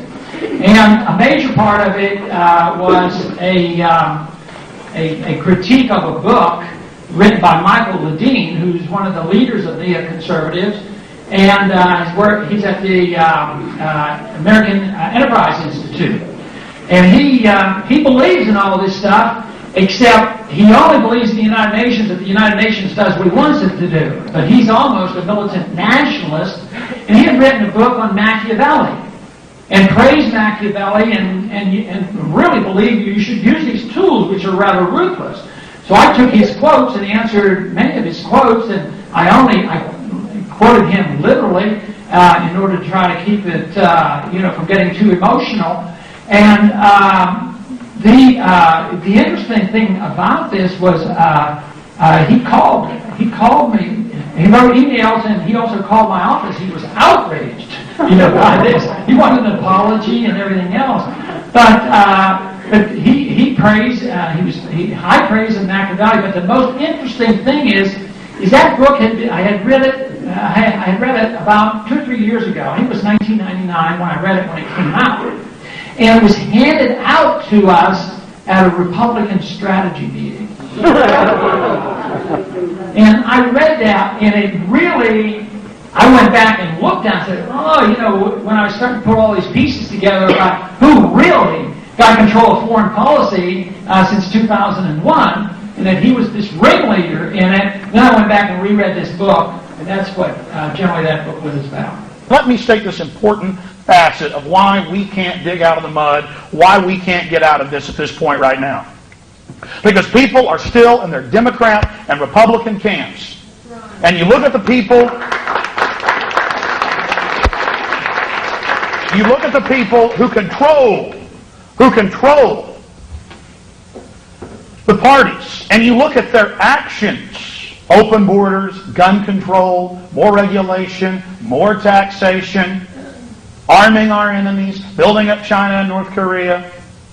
You look at the real actions of the Republicans and the Democrats, they are almost identical. Almost identical. And so you've got the left and the right. I've told the so-called left, the bleeding heart, useful idiot left, you guys should absolutely love George Bush. The government's exploding in size at every level. He's expanding the Department of Education. He's signing on to the UN and UNESCO to take control of our educational processes. He says he'll sign the new assault weapons ban that's come up for reauthorization with a ban of all semi-automatic shotguns. Now that's in there, folks. You should love Bush. He's wonderful. But see, oh no, that's horrible. He's bad. He's one of those right-wing Christians. Folks, the guy goes to Skull and Bones. They put it on national TV. Oh, we caught this ritual on tape with them throat slitting and doing ritualistic murders of women. They claim it's an effigy, just like at Bohemian Grove. They put it on ABC News, and Peter Jennings says, hey, they're just having fun. Then as old men, they go do it at the Grove with Arnold Schwarzenegger and the rest of them. This is incredible. Look at Arnold Schwarzenegger. Democrats hate him. He's the great scourge. You should love him. Gun control, abortion on demand, wide open borders. He says he wants to raise taxes. Got Warren Buffett in there.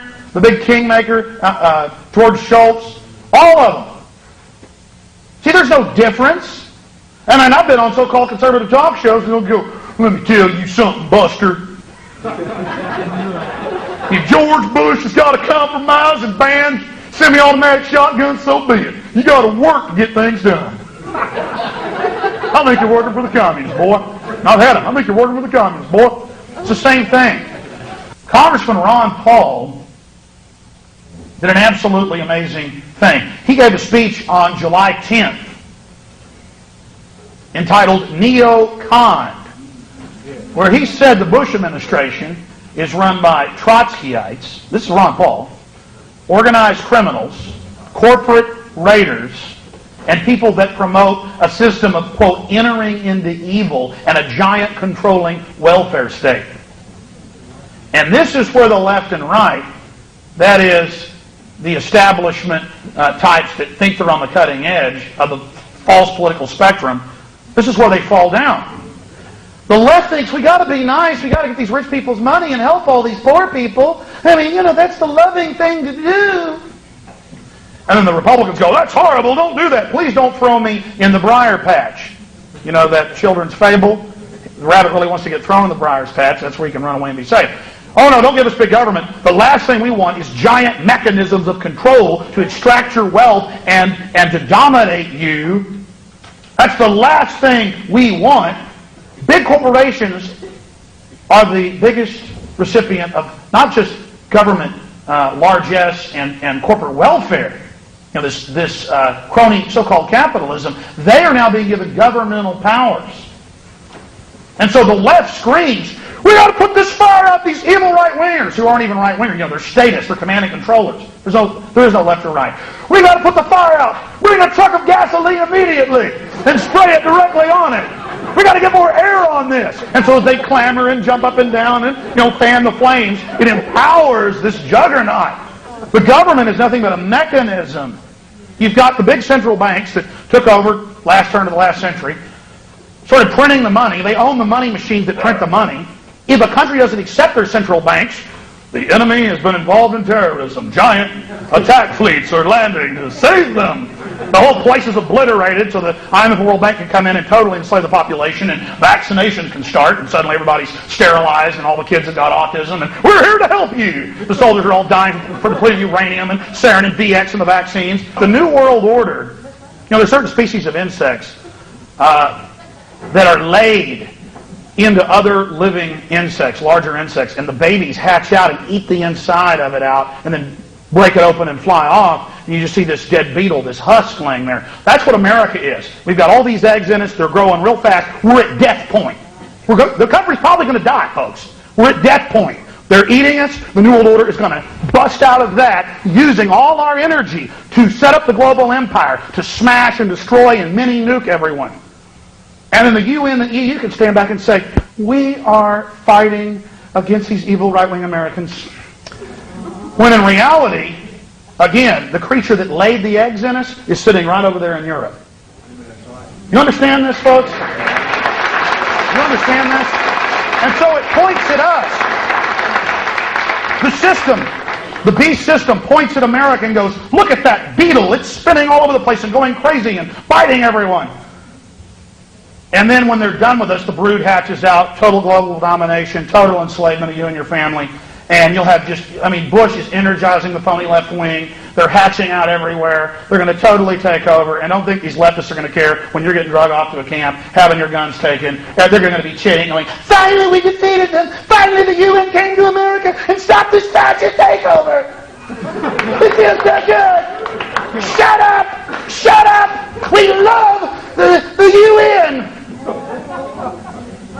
And they'll use the UN up too. They said, fine, the UN isn't popular, we'll start some new global organization. Well, NATO's now global, and it's going to be in Israel and Afghanistan and Iraq and North Korea when we take that over. And oh, by the way, if you're not part of this glorious system, they'll just blow something else up again and say, we got to have a national draft. of professionals, too, to work here domestically. It's going to be a draft where everyone serves. Yeah, domestically, you can dig ditches or be an engineer or, all the auxiliary time. It's compulsory volunteerism. You don't have to volunteer, but after the giant collapse of the banking system, it's the government that puts your 400 multi-pass creds onto the card each month. Fine, you don't want to volunteer.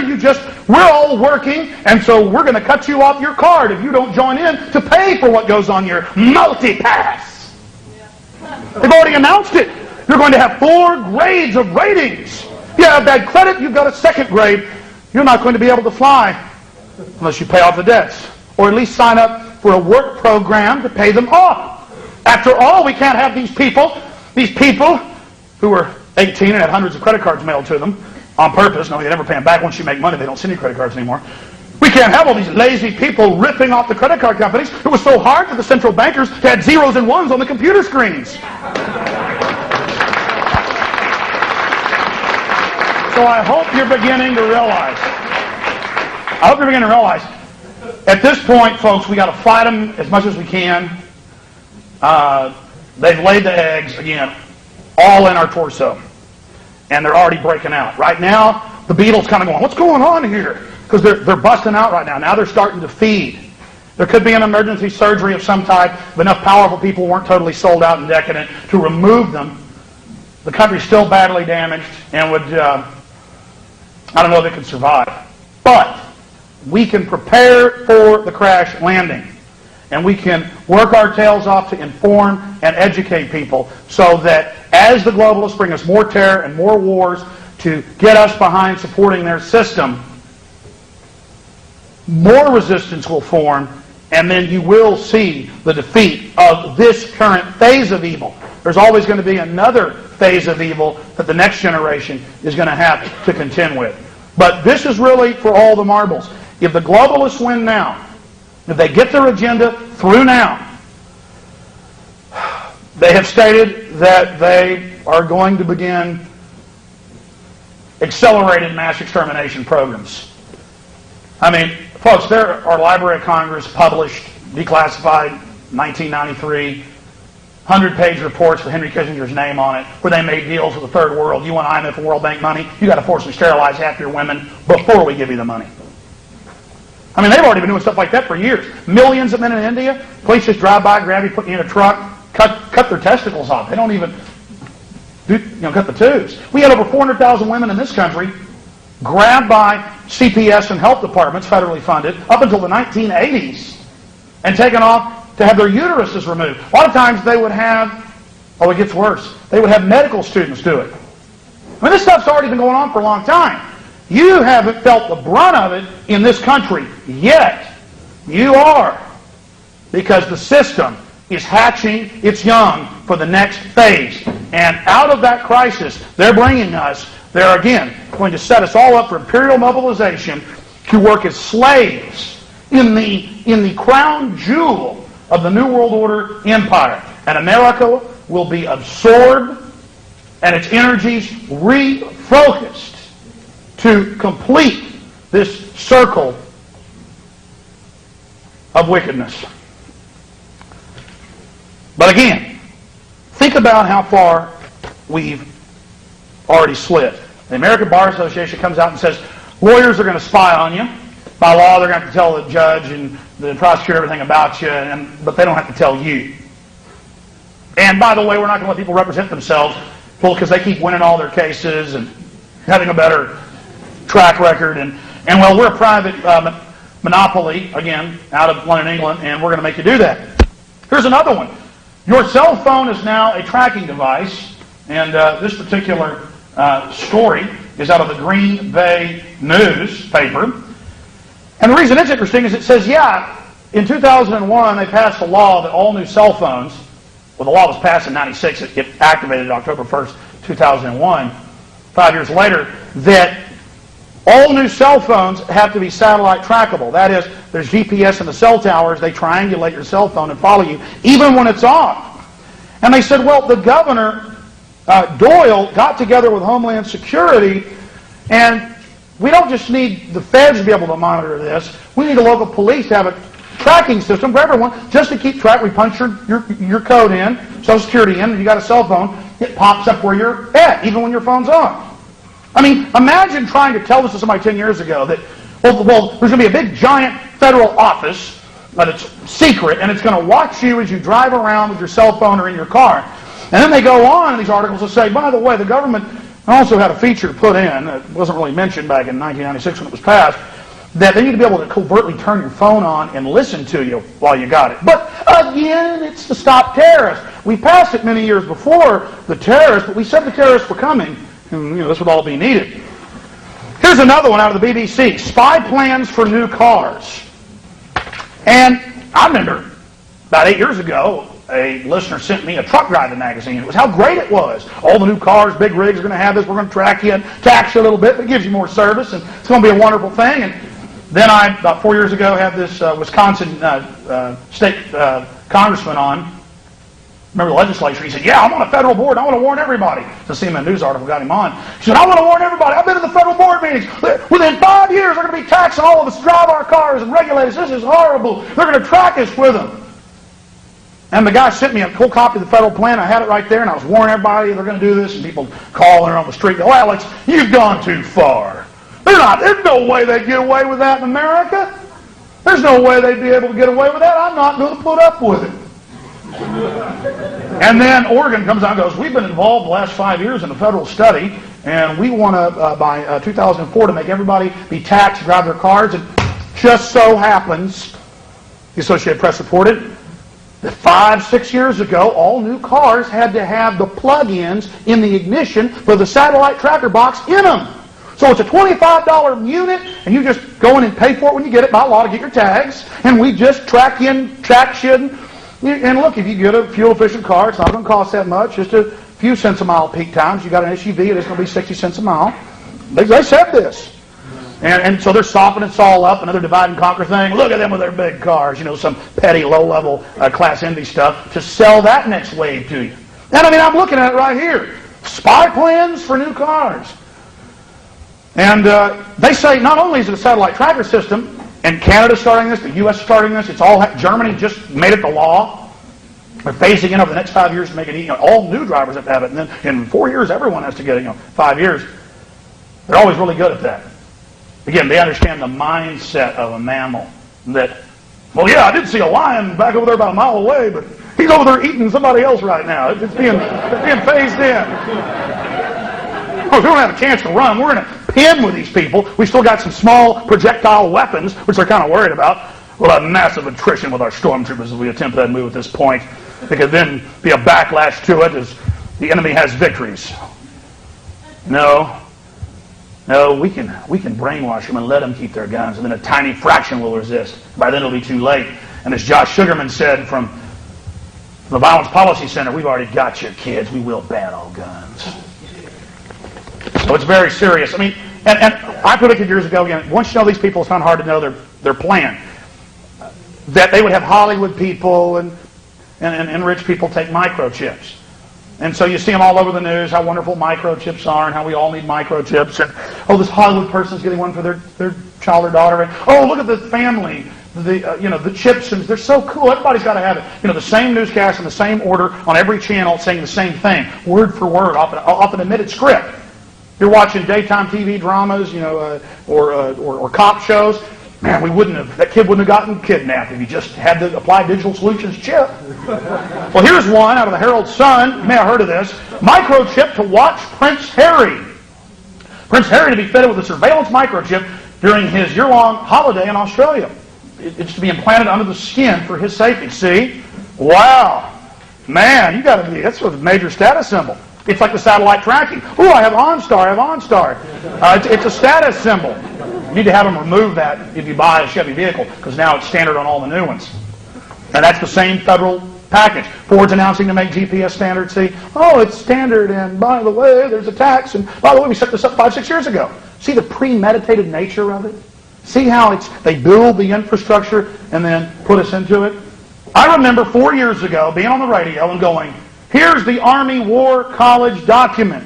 Here is the public plan They're talking about hive minds, connecting us all in by law with microchips in our brains by 2025. The Army War College brags how they'll use the media and hype and peer pressure to get the people to accept what they would have never accepted without the brainwashing, the conditioning. And people go, man, you flipped out. I can't believe that. And I put a link on my website to the Army's website, .mil. They go, I can't believe they're saying that. The Army's job is going to be implanting every citizen with their own chip.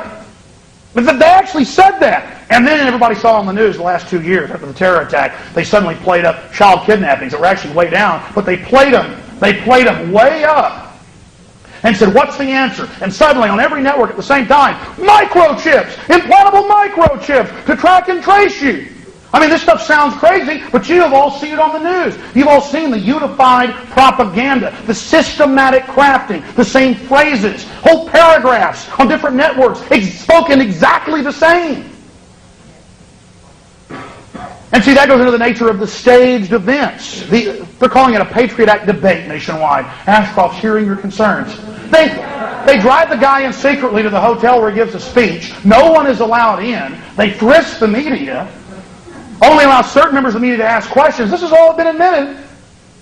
I mean, it's like Bush up there for how great Made in America is, how much good American-made things we have, how good the economy is up in St. Louis earlier this year, with all the Made in America USA sprayed on the boxes, and they zoomed in. It's all made in China.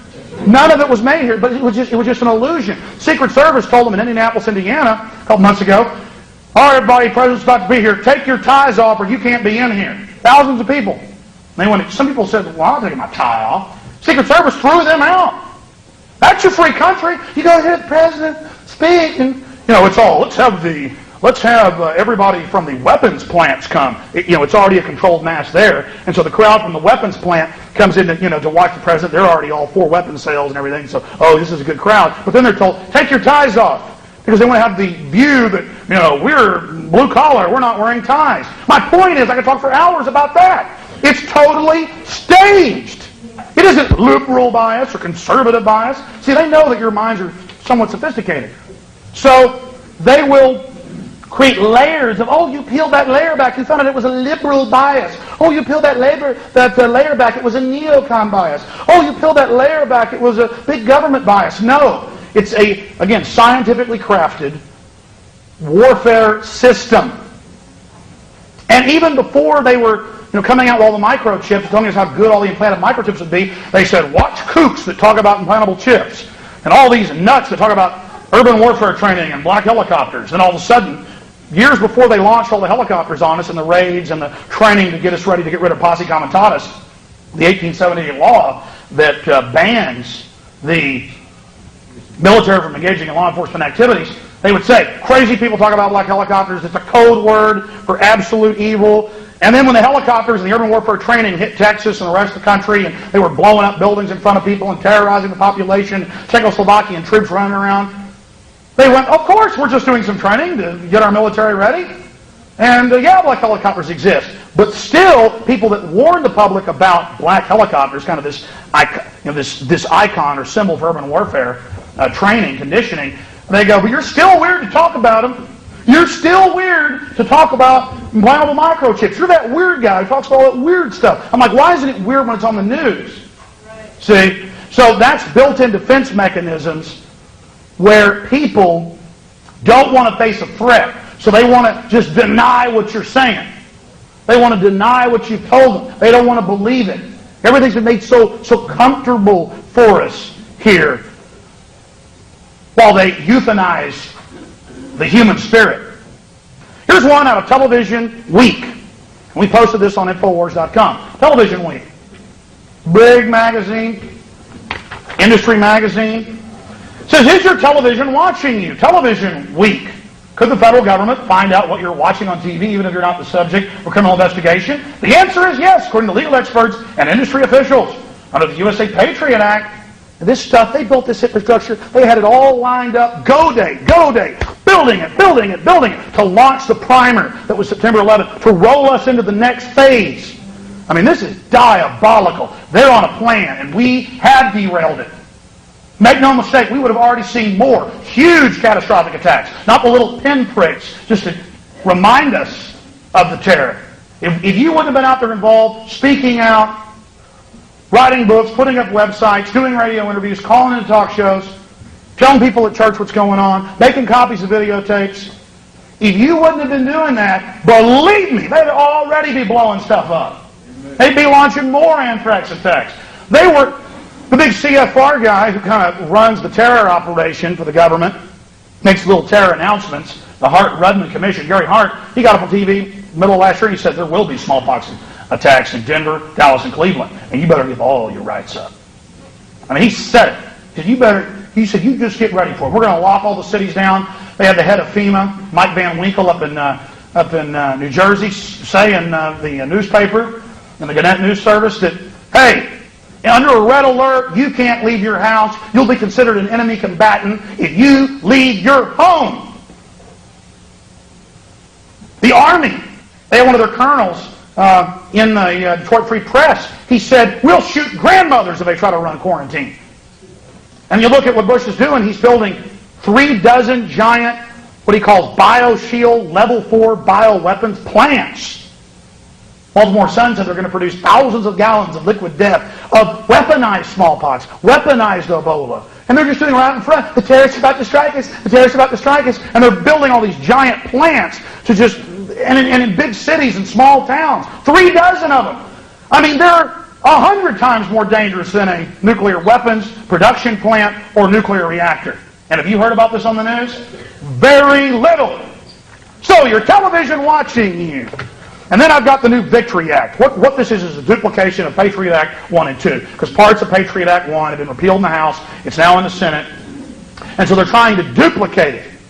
Again, they shoot a torpedo at the country. We might, it might hit the ship in a spot where the bulkhead's reinforced and only floods a few compartments. Well, they're not going to stop. Torpedo 2, Torpedo 3, Torpedo 4, Torpedo 5. That's what they're doing right now.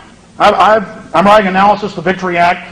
It says in here, the Victory Act says that possession of any controlled substance or prohibited substance. That means a little old lady puts her medication in the wrong plastic container when she goes to church. And who doesn't do that? Who takes medication? You've all heard of little old ladies getting taken to jail. Cop pulls over. Let me search. Let's share officer of the night. What are these pills? These aren't the designated bottle. Under that, it says one marijuana cigarette, anything, 20 to life. It says it. It says it in the Victory Act, word for word. And it says it's an act of terrorism. And before they announced this evil law, before Ashcroft went on his ridiculous Carnival Barker road show, before they did that, they had all the TV ads. Well, I occasionally smoke marijuana, and I don't see how it helps terrorists. And then the guy goes, the intellectual goes, let me list 100 reasons. And at the end, the guy's going, and then the ad fades to black, like, oh, I've been decimated. See, they tell you, marijuana is aiding Al-Qaeda. And then you see all these ads on TV, public service announcement, brought to you by Homeland Security, or brought to you by all their little minion groups, all the little 501c3 charities. And so they do that. That's what they're up to. This is their operation.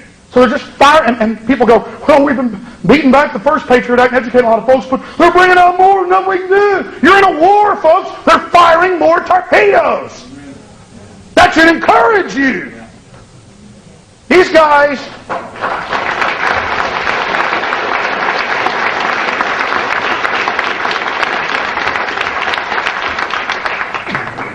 arming enemies, arming terrorists. There are as many examples of this as there are fish in a good-sized lake. I mean, it's amazing. Here's one, Time Magazine, and they just admit this now. Nukes to North Korea from Nashville. And it says, yeah, these conservative groups that own these big weapons companies, they've been selling all the nuke stuff to Kim Jong-il in North Korea. Now we're going to have World War III to fix it. Well, that's all right. But we had to go in there and get Saddam, man. He had some aluminum tubing. My gosh, that guy, he was in bombed-out bunkers. He was a real threat. Of course, he also had about $4 trillion in oil, a bunch of weapons sales, and got the troops in that region, invade Syria, Iran, everybody else. So there's that. And there's idealistic Philippine rebellion leaders claim moral victory. This was all over the BBC and the French news. And 300 commandos led by a colonel took over a building, released documents, and said the government, with the U.S., has been doing all the bombings, shooting all the people. It's our own government shooting us. There are no terrorists here. The Muslims are doing nothing. These so-called terror groups are the Philippine government, quote, that wants to continue martial law. It's been in effect there for decades. I mean, it's simple. Let's say I owned the company that sold fire department equipment, and I wanted to make some money.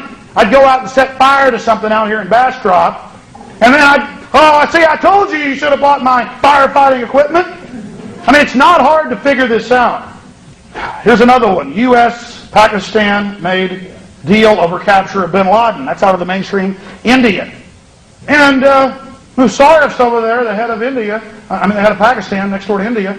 We're all trying to nuke each other, and they're saying, well, yeah, we could have got bin Laden, but we just didn't. That would have caused some problems. And they flew 8,000, it's not 6,000 now, 8,000 Taliban and Al-Qaeda out to safety in the middle of the phony war. All opposition fell apart. They flew them out to safety, admit the U.S. government did it, and Fox News said, well, it's true, but it was an accident. You're going to talk bad about our C-130 pilots? They didn't mean it. And there's the Pentagon there, admittedly, with large groups of euros and dollars and gold. Some news articles paying them. Good job, men, good job. They go in, act cool, shoot some stuff up. They were put in by globalists. Then they have this big phony war. They collapse and fall back, and the globalists take over that country in a month that the Russians couldn't do in 8-9 years. It's all staged, folks. And they've got more wars. They say a 100-year war. They say that it's never going to end. And the war is now against people that smoke marijuana. Not against Ritalin or Prozac users, though. The war is now against people that don't turn over their property to the government. There's this stuff in the Victory Act about protesting or standing up for your land when they're taking it, and you're a terrorist. I mean, all this legislation turns us into serfs, slaves. You tell somebody this, they go, that's ridiculous. Government would never do anything wrong or want to control us. Oh no, just all throughout human history, 6,000+ years of civilization, that's all they ever tried to do, but now they're all nice and sweet. By the way, guys in black ski masks were always bad guys. People in black ski masks, oh, that's the terrorist, that's the bank robber. About 5 years ago, Hollywood, the news, hey, all cops look like this, it's cool, they're the good guys. Every department, well, I got to have my own combat boots and my own ski mask, my own black helmet, and somebody's door to kick down. Man, that's cool. But the good news is that John Ashcroft has been trying to go around the country and have these staged town hall meetings where they only allow police and government employees in. And in Detroit, he got up this week and began giving a speech, and at the end of it, a man stood up and said, Mr. Ashcroft, I would like to know which of your terrorists are going to be used for a new 911. You and Vice President Dick Cheney, said the heckler who got into the room in a downtown Detroit convention center by posing as a TV reporter.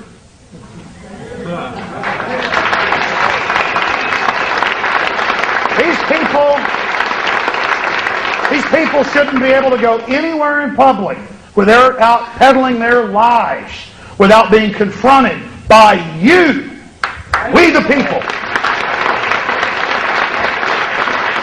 And I've covered these protests. I've had guests on in the middle of them in Detroit, in Salt Lake City, in Boise.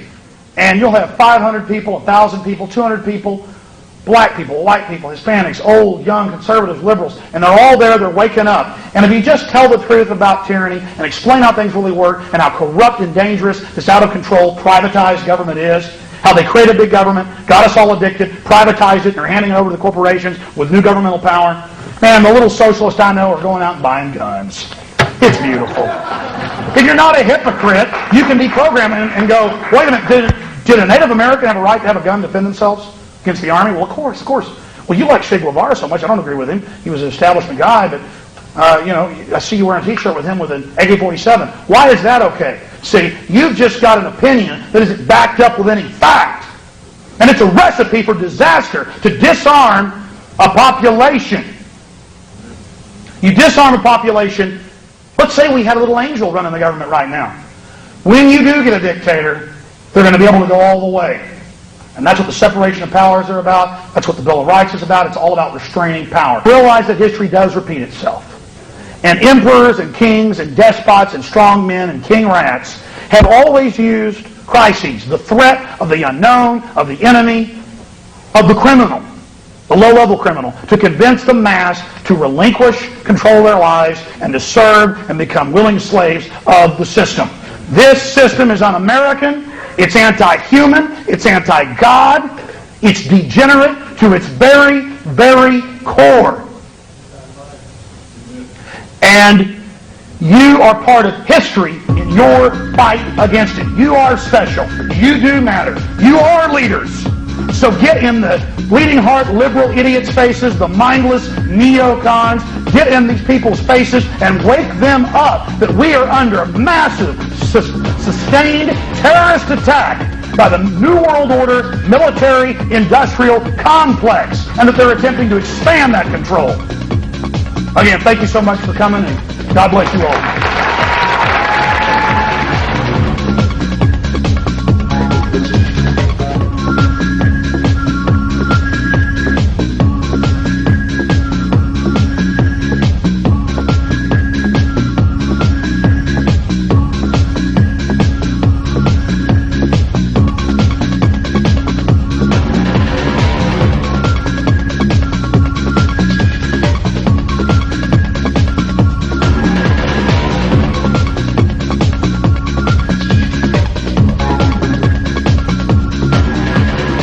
Thanks for watching this presentation of The Matrix of Evil.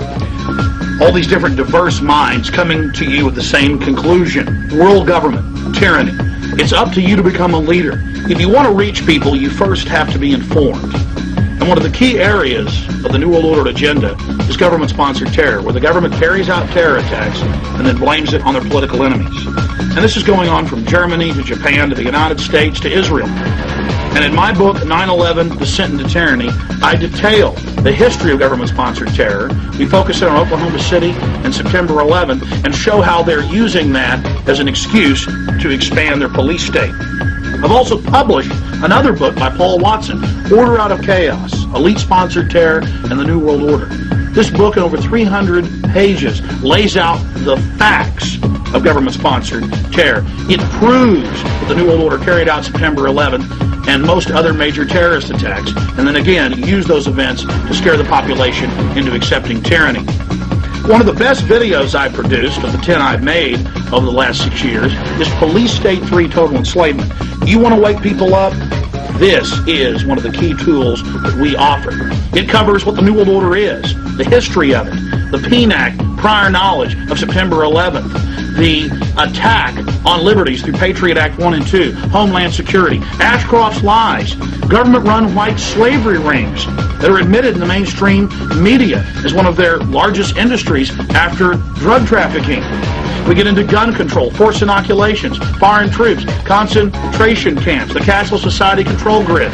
Police State 3 Total Enslavement, folks, is an incredible film if you want to truly be informed about our world today and be educated so you can inform others and be a leader in your community. And then, of course, I produced 9/11, The Road to Tyranny, covering September 11th and government-sponsored terror, along the same lines of the book, 9/11, Descent into Tyranny. Part 2 of my 9/11 film and book is The Masters of Terror Exposed. And this film just continues with hundreds of smoking guns and red flags proving that the military-industrial complex carried out September 11th. So again, please visit Infowars.com or PrisonPlanet.com and our secure online shopping cart and buy these books and videos and share them with your friends and family. Or you can simply call toll-free 1-888-253-3139 or write to us at the address that we're going to put on the screen. Number one, these videos and books are powerful tools to wake people up. 90% of those that see these documentaries are beginning to awaken. Because the New World Order agenda is so far along now, they're very perceptive to the truth. They already instinctively know that something's wrong. And secondarily, purchasing these films and books also supports our ministry and what we're doing to unlock minds, to free minds out there, to shatter the controlled paradigms and attempt to resist this dehumanizing force that is neo-serfdom. Again, thank you for joining us. Thank you for your support. God bless you.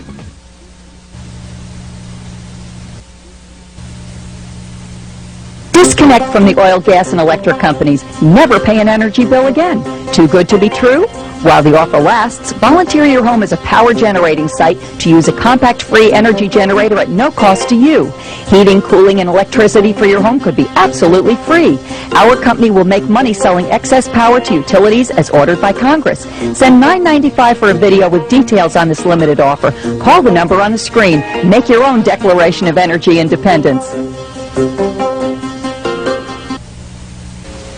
Modern technology.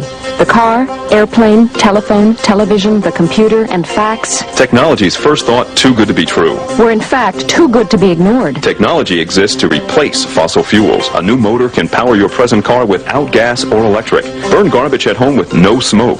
Disconnect from the electric company and never pay an electric bill again. Too good to be true? Or too good to be ignored. For years, big money influence has hidden the truth about energy alternatives. Discover the truth for yourself. Give us a call and we'll lend you free our information kit. It's 6 hours of video demonstrations and explanations that'll astound you, including reports from scientists to support this new technology. It's simple. We loan you the kit for a free look. There's no rental fee and nothing to buy. After 2 weeks, return it so others can do the same. Upon delivery, give us a credit card number or post-dated check that we can hold. Once the kit's returned, you'll get your check back uncashed. Call the number on your screen. There's nothing to lose. We'll even pay for the call. Think this offer's too good to be true? No, it's too good to be ignored. It promises to become a lot easier for us when alternate sources of energy successfully replace our current pollution-causing fossil fuels. Steve Rambo's Daily Planet will periodically report on possible alternatives. Tonight, he reports on Brown's gas. Well, put your thinking caps on, because for most of us, the technical reasons why Brown's gas works are mighty complicated to understand. So we're going to break it down a little bit. Brown's gas begins with water, ends with water. Pretty simple. When it produces a flame, it does so not through explosions like fossil fuel, but through implosions. And here's a definition for a word you'll tossed around. When something is sublimated, in this case, it means it's being directly changed from a solid to a gas. So here goes. What the professor has done is taking ordinary tap water, separated it into 2 atomic components, hydrogen and oxygen, and now we have a clean burning fuel that's renewable and reusable, and when you burn it, it goes right back to water. This is a piece of pure tungsten steel, 100% pure tungsten steel, and it takes 6,000 degrees centigrade, close to 5960 to sublimate, which would take approximately 10 times more than what it takes to weld aluminum. Without any adjustment of this flame, I'm holding my finger there, we can sublimate tungsten steel instantly, go right back to gas. Brown's fuel is also different because the temperature of its flame varies depending on what it's burning. The scientists say the flame temperature is due to an interactive combustion property. The heat is produced by the material. The tougher the material, the hotter the flame gets or reaction is. So what does all this mean? What exactly could Brown's fuel actually do for us? In the future, with this technology, we will be able to run cars and power plants with clean burning water as a fuel source. And since the Earth is covered with 2/3 water, we will no longer have an energy crisis in this country or in the world, and we'll clean up the environment in the process. Well, it was working. Incredible. And finally, an energy source of a different kind. Today begins one of the biggest weeks for our planet, Earth Week. Each day will be devoted to a different problem affecting our environment. Today is Energy Day, and Earthwatch reporter David Garcia joins us now with a look at what some people are doing for this big week. David. Okay, Colleen, from love beads and protest demonstrations 20 years ago to pinstripe corporate mainstream. The environment is today's headline, but is it all talk? We're reaching an energy overload with demand and a short circuit on supply. An unlimited energy source, efficient, pollution-free, and it comes from water, even seawater. Impossible, you say. But what you're seeing is a water flame. We take ordinary tap water, separate it through DC electrolysis into an atomic mixture of hydrogen and oxygen through one hose, and it's a clean, burning, reusable fuel source. It takes nothing from the air, it gives nothing back to the air, and when you burn, you have water as the exhaust, so to speak. Developed in Australia, turning water into energy is a radical concept for fueling industry, homes, even automobiles.